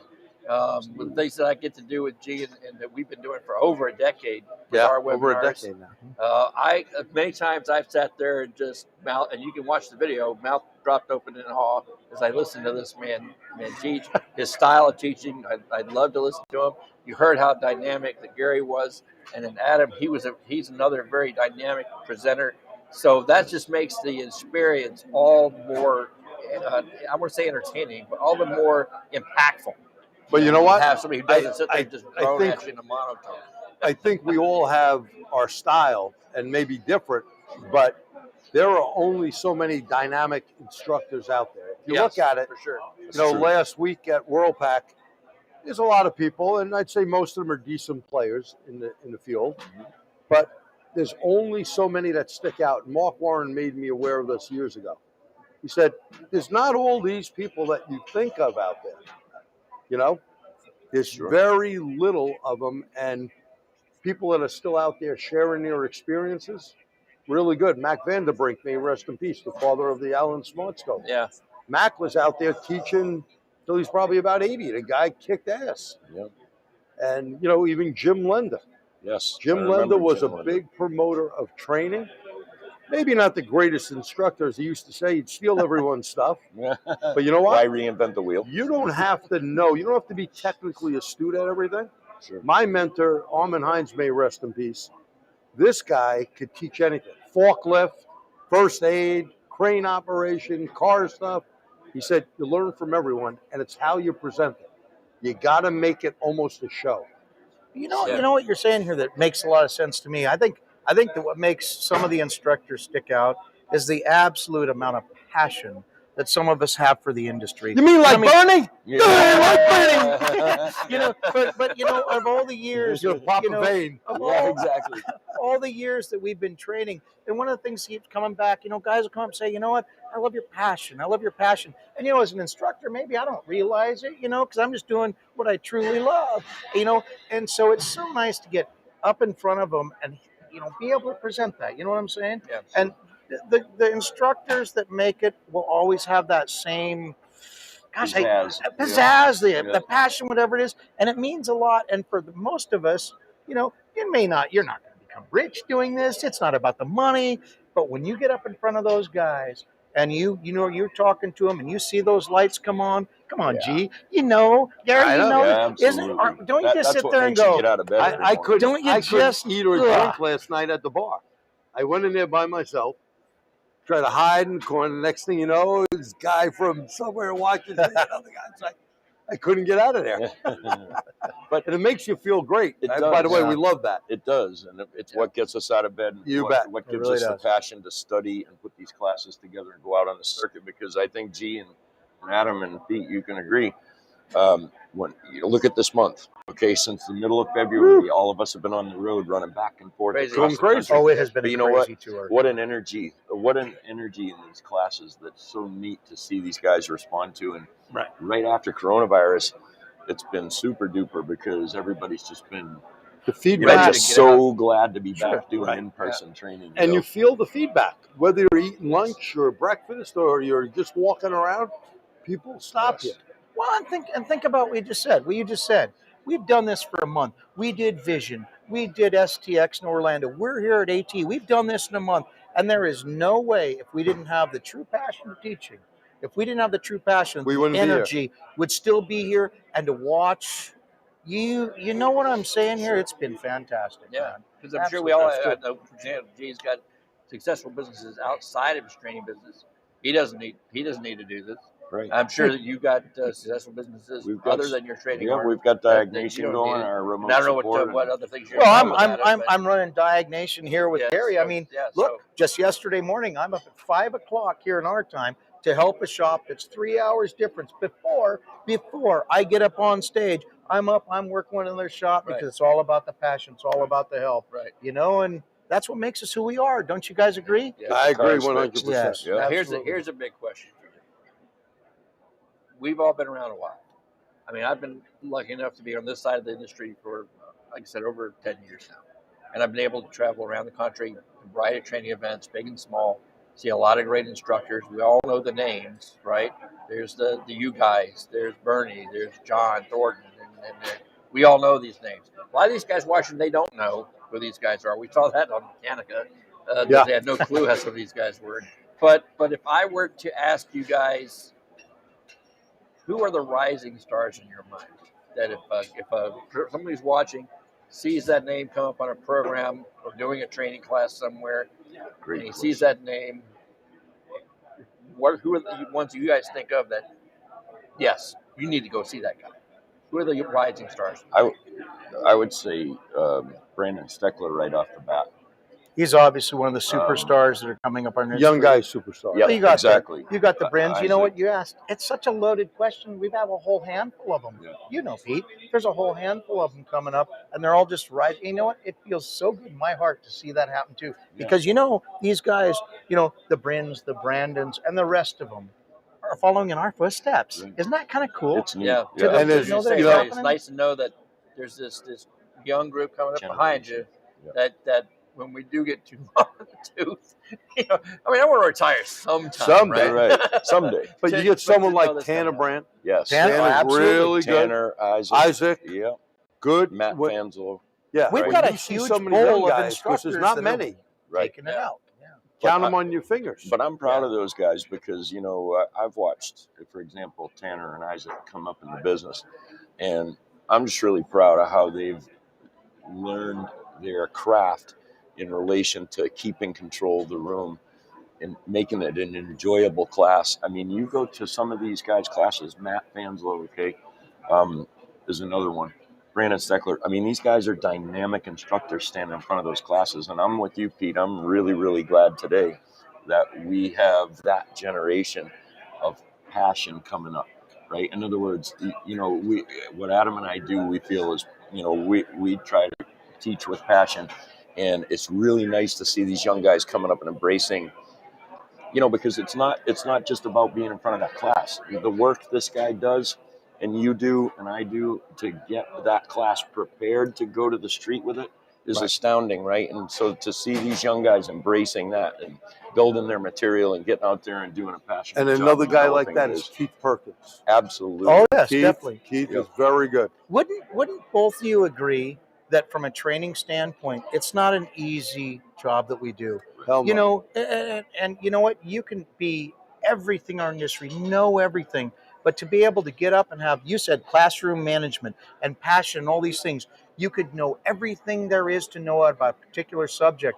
That's hard, Pete. It's hard to have the dual ability to get up in front of a class and not only have an idea what you're talking about, but keep them engaged and get that. I mean, look at us. We've done this for a long time, decades, all right? And that is something that you can't teach someone. So when we look at this new pool, the Brins, the Tanners, the Brandons, and the Isaacs, and all these names that just keep flowing to my mind right here, that's a special person that can actually do that. And Well, you know what? It's like being a good diagnostic tech. We have 750,000 men and women in our industry, and I think we'd all agree that maybe 15% are that epitome of the diagnostic professional, right? There's a whole bunch that would like to be and can be that need the resources to do that. But right now, I'd say that 10 to 50% cream of the crop, if you will, right? And it's no different with the instructors, wouldn't you say? There's a lot of guys who might be doing it, but then there's that cream at the top that are like you guys, have that passion to do for their students. And we lost a female that you just interviewed, Carolyn, one of my students, Carolyn Choquette. She was freaking good, but she went to a different path. Not only does she run Luscious Garage, but she went with Shopware and took that thing in the past 9 or 10 years that she's been around and turned it into a dynamo. A dynamo. Yep. Because she has passion for what she does. Teaching, like you said, we're not going to get rich what we do. Sure. We'll make a good living. Sure. So, it's hard to pull people in. People think you build the class. Oh, yeah, class easy. Just build me a new class. Yeah, try that one out. Yeah. Try that out. I've been writing my own curriculum for years, and it takes a while to do it. You got to know what sells, how to present it, how to jerk with it, and not only that, but building process. Right, you have to be technically correct, and that. Yeah, and that does help. By the way, that's no joke. It does, but that's what really joke, takes the time to get these classes right. So so you write some material, you feel good about bringing it to the street. But I don't. If you're like me, and I'm sure you are, you're going to go back and do the rabbit hole research to make sure you're 100% technically correct. That's why I have the Automotive Bible. You guys are watching again. You need to keep that in mind, not just for the class you go to, because generally, if you stick with a name instructor like you guys, or a good organization like CTI, WTI, and the others, what I always caution you guys about is YouTube. There are thousands of automotive YouTube channels. Certified automotive certified. techs, You don't need so ASC or much anything. You just need YouTube. And we. I know you always talk about this in your diagnostic process and using these kind of things as resources, but vet your resources. Know who that person is that you're getting information from. Don't just take him as the gospel truth because he's got a couple 100,000 subscribers. That doesn't mean anything. I like what you said about this. As an instructor, and you brought this up, the amount of preparation and time we put in personal experience and study and everything. No one, I think, would really understand. Gee, I think you'd have to agree. Gary, you understand the amount of time we put in, even for a 3-hour class. Like, well, it's only 3 hours. Oh my gosh, boys! It takes you 2 months to write it. No, It's 2-3 months to do it. Yes, Amount. yes. And you know what you mentioned about the YouTubes and the Google certifieds and all the jokes we make about it. There's a lot of good information out there, but we as technicians and instructors and everything, you need to be able to vet that out. I mean, you can see, and some of it's incredible. I see things sometimes I'm like, oh my gosh, it's great. But then again, we have to have the knowledge, the background to be able to pick out what's real and what's Memorex in such a sense. Right. And that can be very misleading. And but the thing is, these are resources that are good for every technician. In my mind, I would certainly send everyone to every resource you have. I don't care what resource it is, what class. I'm a guy that's been teaching, for CTI for over 2 decades and been out in the field. I've always told my guys, I've said, you know what? I'm teaching a class here, and I think you guys need to take every freaking class that comes through town. Take every class. I don't care if it's the most mundane brake class to what you think is going to be the most advanced communication class. If you, as a technician, don't pick something up, it's your fault. Because I don't care what that class is. There is something for everybody. You know what I mean? I go on that same line. I tell people, look, you can't tell me a class sucked. You probably weren't paying attention. You didn't learn one good thing, it's impossible. Yes, I agree. It doesn't matter. Some people may be not as dynamic. They may have a mundane type of personality.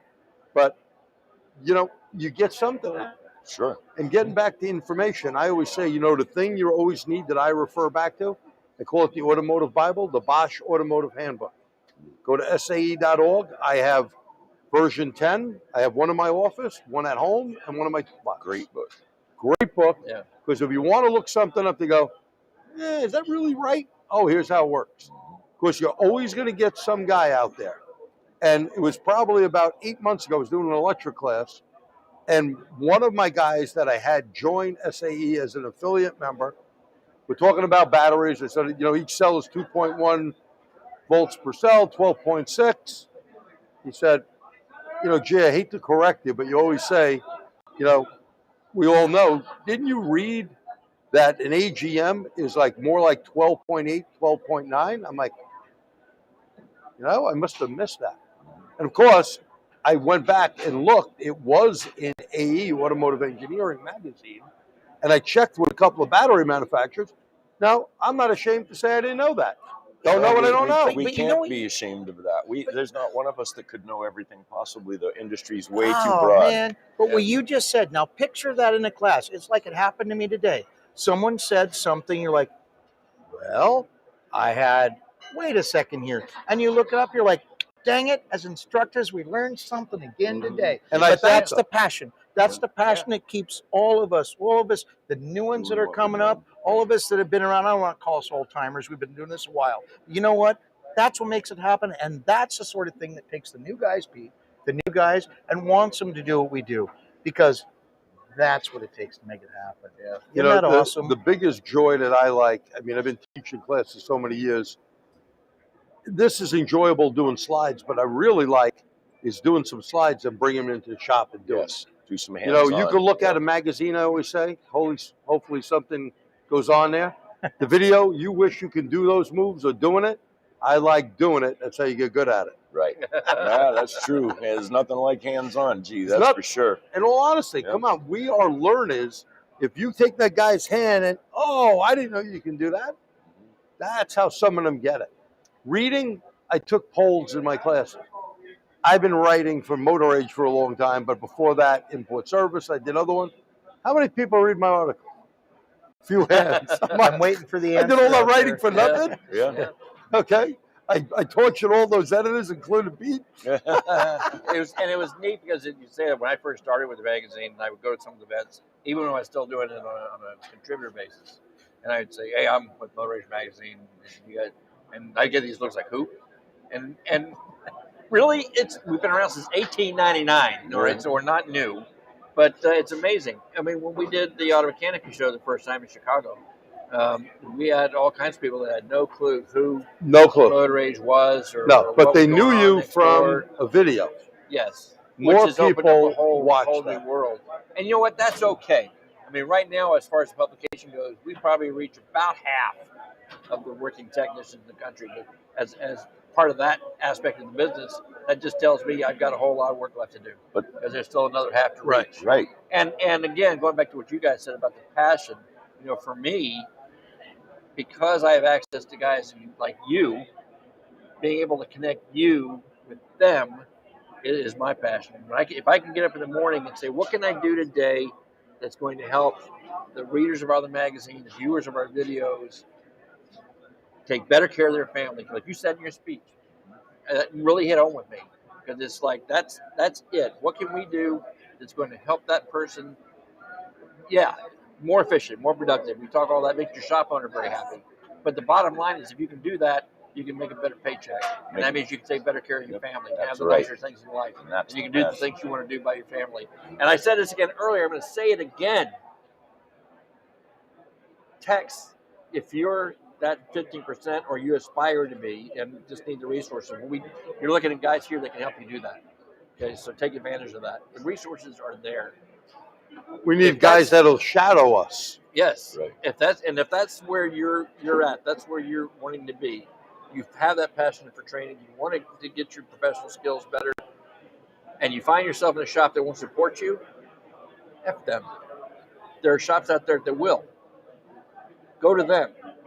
They'll bring you to events like this. You saw the shop owner we talked to earlier. Amen on that one. Whole shop down. Boy, you didn't sugarcoat that at all. That was freaking awesome. Right? Yeah, Thanks, thank you. buddy.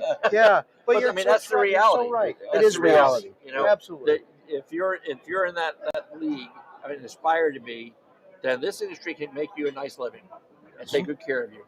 And there's no sense for you to settle for second best, whether it's with your employer. There are shops out there, especially now with the need That'll pay. that they That's will. right. They want you. Where you're going to find them? You get events like this, and you meet the shop owners here. You network with other techs. I'm looking for people. And if you settle for second best, you will be second best. Yeah. And who honestly wants to be second and best? Nobody does. You we know, that's don't one of the want to lessons be. that we learned. The very first Auto Mechanica that we did, they allowed me to put together the training portion. He was a big help making that happen.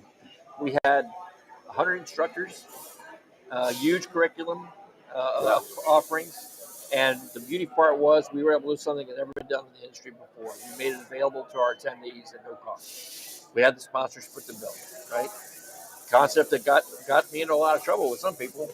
That was okay, because what happened that first event, 2,000 odd people showed up, and they were all new faces that instructors I never heard so many instructors who would come back and tell me that these guys didn't want to leave class, they were involved, they were engaged, they're asking questions, and then you see it at break time in between sessions, and the halls were filled with excited minds. Yeah. Doesn't that just make you smile? It does. I mean, seriously, boys, doesn't that make you smile to hear things like I that? tell people, more than the money, when someone comes up to me and says, your class helped me, that to me is worth more than the money. Money I need to pay bills with. Right. But the accolades that you get for people, I appreciate all the comments. I really When someone do. comes up to you, and I know that it happens to me, when they come up to me and say, "Hey, Pete, I saw that video, I saw that webcast you did, and it really helped me handle that problem," or really appreciate Look, that. I did a bunch of selfies here. A couple of guys did little videos because they watch me. I'd never met them before in my life. Yeah. Okay? They follow you. That's great. To me, that means a lot. I say to them, thanks for putting up with me. A couple of people were in my morning class today, and they were going to a different class. They said, no, we're going to your class. I go, I got nothing to do with that. There was no one at the door so you can come in. You know what's so cool about this? I was talking to Scott Schotten, all right? And Scott, another great instructor on our team, actually. And so we were talking after one of the classes. He says, you know what, Adam? He goes, I'm walking down the hall after my class. He just did a transmission class for drivability guys. He goes, Adam, I'm walking down the hall, and there's a couple guys behind me, and they're going, man, I wish I could be as smart as him. And he goes, Adam, it just made me feel good. And it wasn't the smart ass. It was, he goes, you know what? It pick something up. And doesn't that just feel good sometimes, great. boys? It does. It really does. That does for me is every time I hear somebody in the hallway saying something like that, I say, now that's the guy that's going to lead himself into being the most dynamic tech on his team, right? That was what we saw at Auto Mechanica. These people who left that event, they had a taste. They were excited. They found that resources that they've been searching for, and it was made available to them, and now they know where they can go and find more. And then you saw, I mean, the pandemic just put that into overdrive. It sure did. I got to give kudos to CTI and WTI for the series of 3 offerings that they made available. I was just going to say. Same thing. Here's your opportunity. Wow, look what I found. That business model. Social media. Yes. And we've seen. Some of those classes were 2,000 strong. I mean, literally. That was amazing. Oh, yeah. Absolutely. Absolutely. And it was people that never came out to training. Right. You know, it's amazing. It's not even the name of an instructor. They came out, there was a free offering. And thank you to all those generous sponsors, all those big companies that put their money where their mouth was. We provided good information with top people. And you know what we did with that, G? You know what we did? We spurred people that may have never experienced the whole feeling before, the whole everything. We spurred that. And to see it come through like events like here and the other ones we've done, didn't that work? It worked good. And you know, now, guys, I know we could probably go on for hours with this. But we want to kind of wind things down. Absolutely. I want to appreciate your time and your enthusiasm. I know G for sure would keep you going if I let him. That's an instructor thing, Pete. Yes, I know it is. I know it is. You're saying I yak a little bit too much. Not at all. Not at all. I always enjoy the time that we spend together and working on the webcast that we've been doing. But thank you all. Well, thanks for having us. Thanks, Pete. That was awesome. Thank you very much. And I think I see Gary, my great to see you again, man. Good to see you. I thought I saw my NWACA board guy. Yes, he's right there. Yeah, if you Mark, if you see Mark out there, you tell him we'll come on in. He's right over there. Get him right there. Thank you, guys. Thanks again, buddy. I appreciate it. My pleasure. Thanks, Adam. Thank you, guys. Adam. Pleasure, man. Oh, you too, man. Thanks. Oh, my pleasure. My pleasure, Gary. Absolutely. You know what was a funny thing? It does. If you love what you do, it's not work. I love it. I could go get up there and just keep yakking and yakking. Yeah. If there wasn't someone to stop me, I'd keep going. Hey, that worked. You need me here, or Up to you, buddy. If you want to split out, that's fine. And I'm gonna go ahead and finish up. I could sit here and throw a couple of words in. Yeah, I'm just gonna finish up with Mark. Come on in. Hey, we're moving the drinks away from your electronics. Thank you very much. Not a splash at all. Not one. Around all the electronics and The only thing going is, come on in. Come on in. Have a seat. Have a seat. Thanks again. Thank you. There you go. Just clip that on somewhere. Have a mic. Any mic. Have a mic. Clip it anywhere you want. Well, not anywhere you want, but somewhere where we don't need to hear everything. See, I'm a lefty, and you had You gotta get the distributor's information out there and the process. There we go. You can just lay it out on the couch beside you. Be fine. All right, put it next to me on the couch like that. That works. All and right. we haven't met yet. No. Pete, Mark Simons. Mark Simon. Yeah, you're the one we couldn't get on the live stream the other day. I couldn't. Right? Yeah, Couldn't yeah. make it for the promo, right? No, I couldn't do it. I apologize for that. And Mark, you are the. I am the chairman of the board for NWACA, and I'm an auto repair shop owner. I have 2 locations in Tacoma, Rolf's Import Auto Service. Awesome. Yeah. Well, I got to congratulate you on a great event. Well, I think Brenda and the team volunteers did a tremendous job. Very well organized. Some fantastic talent in terms of the presenters. Good crowd.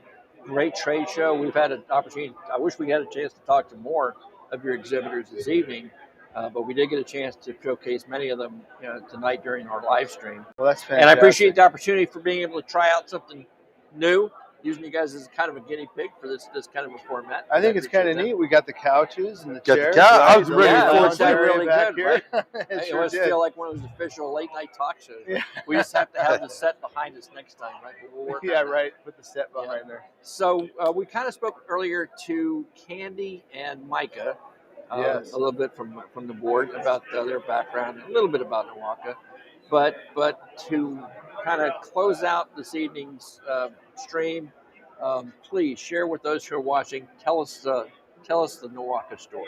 The NWACA story? Well, the NWACA story to me is one of, opportunity, one that we can get together with each other and be able to, not only have, get discounts and things like that from vendors, but to be able to share stories and the opportunity to sorry, I'm a little... Not at all, but I know it. Share ideas, education. Yeah, exactly. Yeah, Educational Update people. I think the key word in the name, NWACA, is the last one in the name, alliance. Yeah, alliance. Alliance together. Alliance is a group together for a common goal. Right. And that's each other's success. And or for benefits or for management to keep shops in business. Yeah. That's one thing that I've even had opportunity, and my father started my location, so I came into it, and the first thing I did is join an association similar to NWACA, and that was because of reasons to be able to excel myself, right? Sure. And then the fact that in this industry anyway, in this association, we all alliance together, and it was easy to call somebody, right, and saying, hey, I'm having a problem with this, and it was within, I'll be over there in an hour to come talk to you about that, and I think that's what the alliance, like you're talking about like an association like this. And of course, the AT, the Automotive Training Expo, that's your flagship, if you will. It sure is. Training event for your members, and not just your members, of course. Anyone's welcome to come here. There's no limitation to that. In fact, you have attendees from all across the United States, that are here today. I think Zodiac, right? Alaska. We've had somebody from Zodiac, Alaska. Yeah. So I mean, that's huge. But there's the everyday benefit of NWACA, right? How many chapters do you guys have now? I believe in the state there's like eight chapters that meet monthly, bi-monthly. They meet every month. Most of them meet monthly. Some of them do meet quarterly. But I belong to the Pierce County chapter, and that's a monthly chapter. And typically we meet on a monthly basis, like the first Thursday of every month. And there's up to 70 different shop owners and suppliers there, and sometimes trainers. Yeah. Depending, and we have a speaker each month. Yeah. So at the very least, is again the ability to excel and network. With fellow shop owners who are having the same problems you are. You bet. And congratulations! I just found out that there's a lot of expansion going on with the Northwest Auto Care Alliance. There are. We've gone. We're working into Oregon and Idaho, Montana, Alaska, hopefully one of these days, and starting to do that. And a lot of growth within Washington State itself. Yeah. Well, I got to tell you, Mark, from what I saw here, with the support of your volunteers and with Brenda leading the charge there as your executive director, doing the work she's doing, I'd see nothing but success in the future for NWACA. And I look forward to being able to come out here again next year's event, and maybe do a little more than what we did, and being the media partner that your organization needs. Well, I think I'm glad that you're here doing this. This is great for us and our NWACA, and as well as AT in general. Appreciate you guys doing this. Well, thanks for what you do. Appreciate it. Thank you. And a pleasure. Keep the good work up. And thank you for the classes that you did today too. Thank you. Appreciate it. All right, so guys, gals, I know we're not going for like the whole. Hey, we're pretty close. About a half hour before the trade show is going to be over. But as I mentioned earlier, it's quieted down a little bit. People are kind of relaxing. They've taken care of the business they want to take care of here on the show floor. Thank you. And I'm sure that here the area locations are now sitting back and getting themselves a drink, enjoying the networking that we've been talking about all night. And no fan pictures. But again, thanks my buddy G for coming out, hanging out with me as we always do. Don't forget, April 23rd, 6 p.m. comes the next webinar that he and I are doing together. Keep an eye out right here, the social media channel that you're viewing this on, for more information. And we will see you next time in the Funny Papers. You bet. I'll catch you. Thank you. Thanks.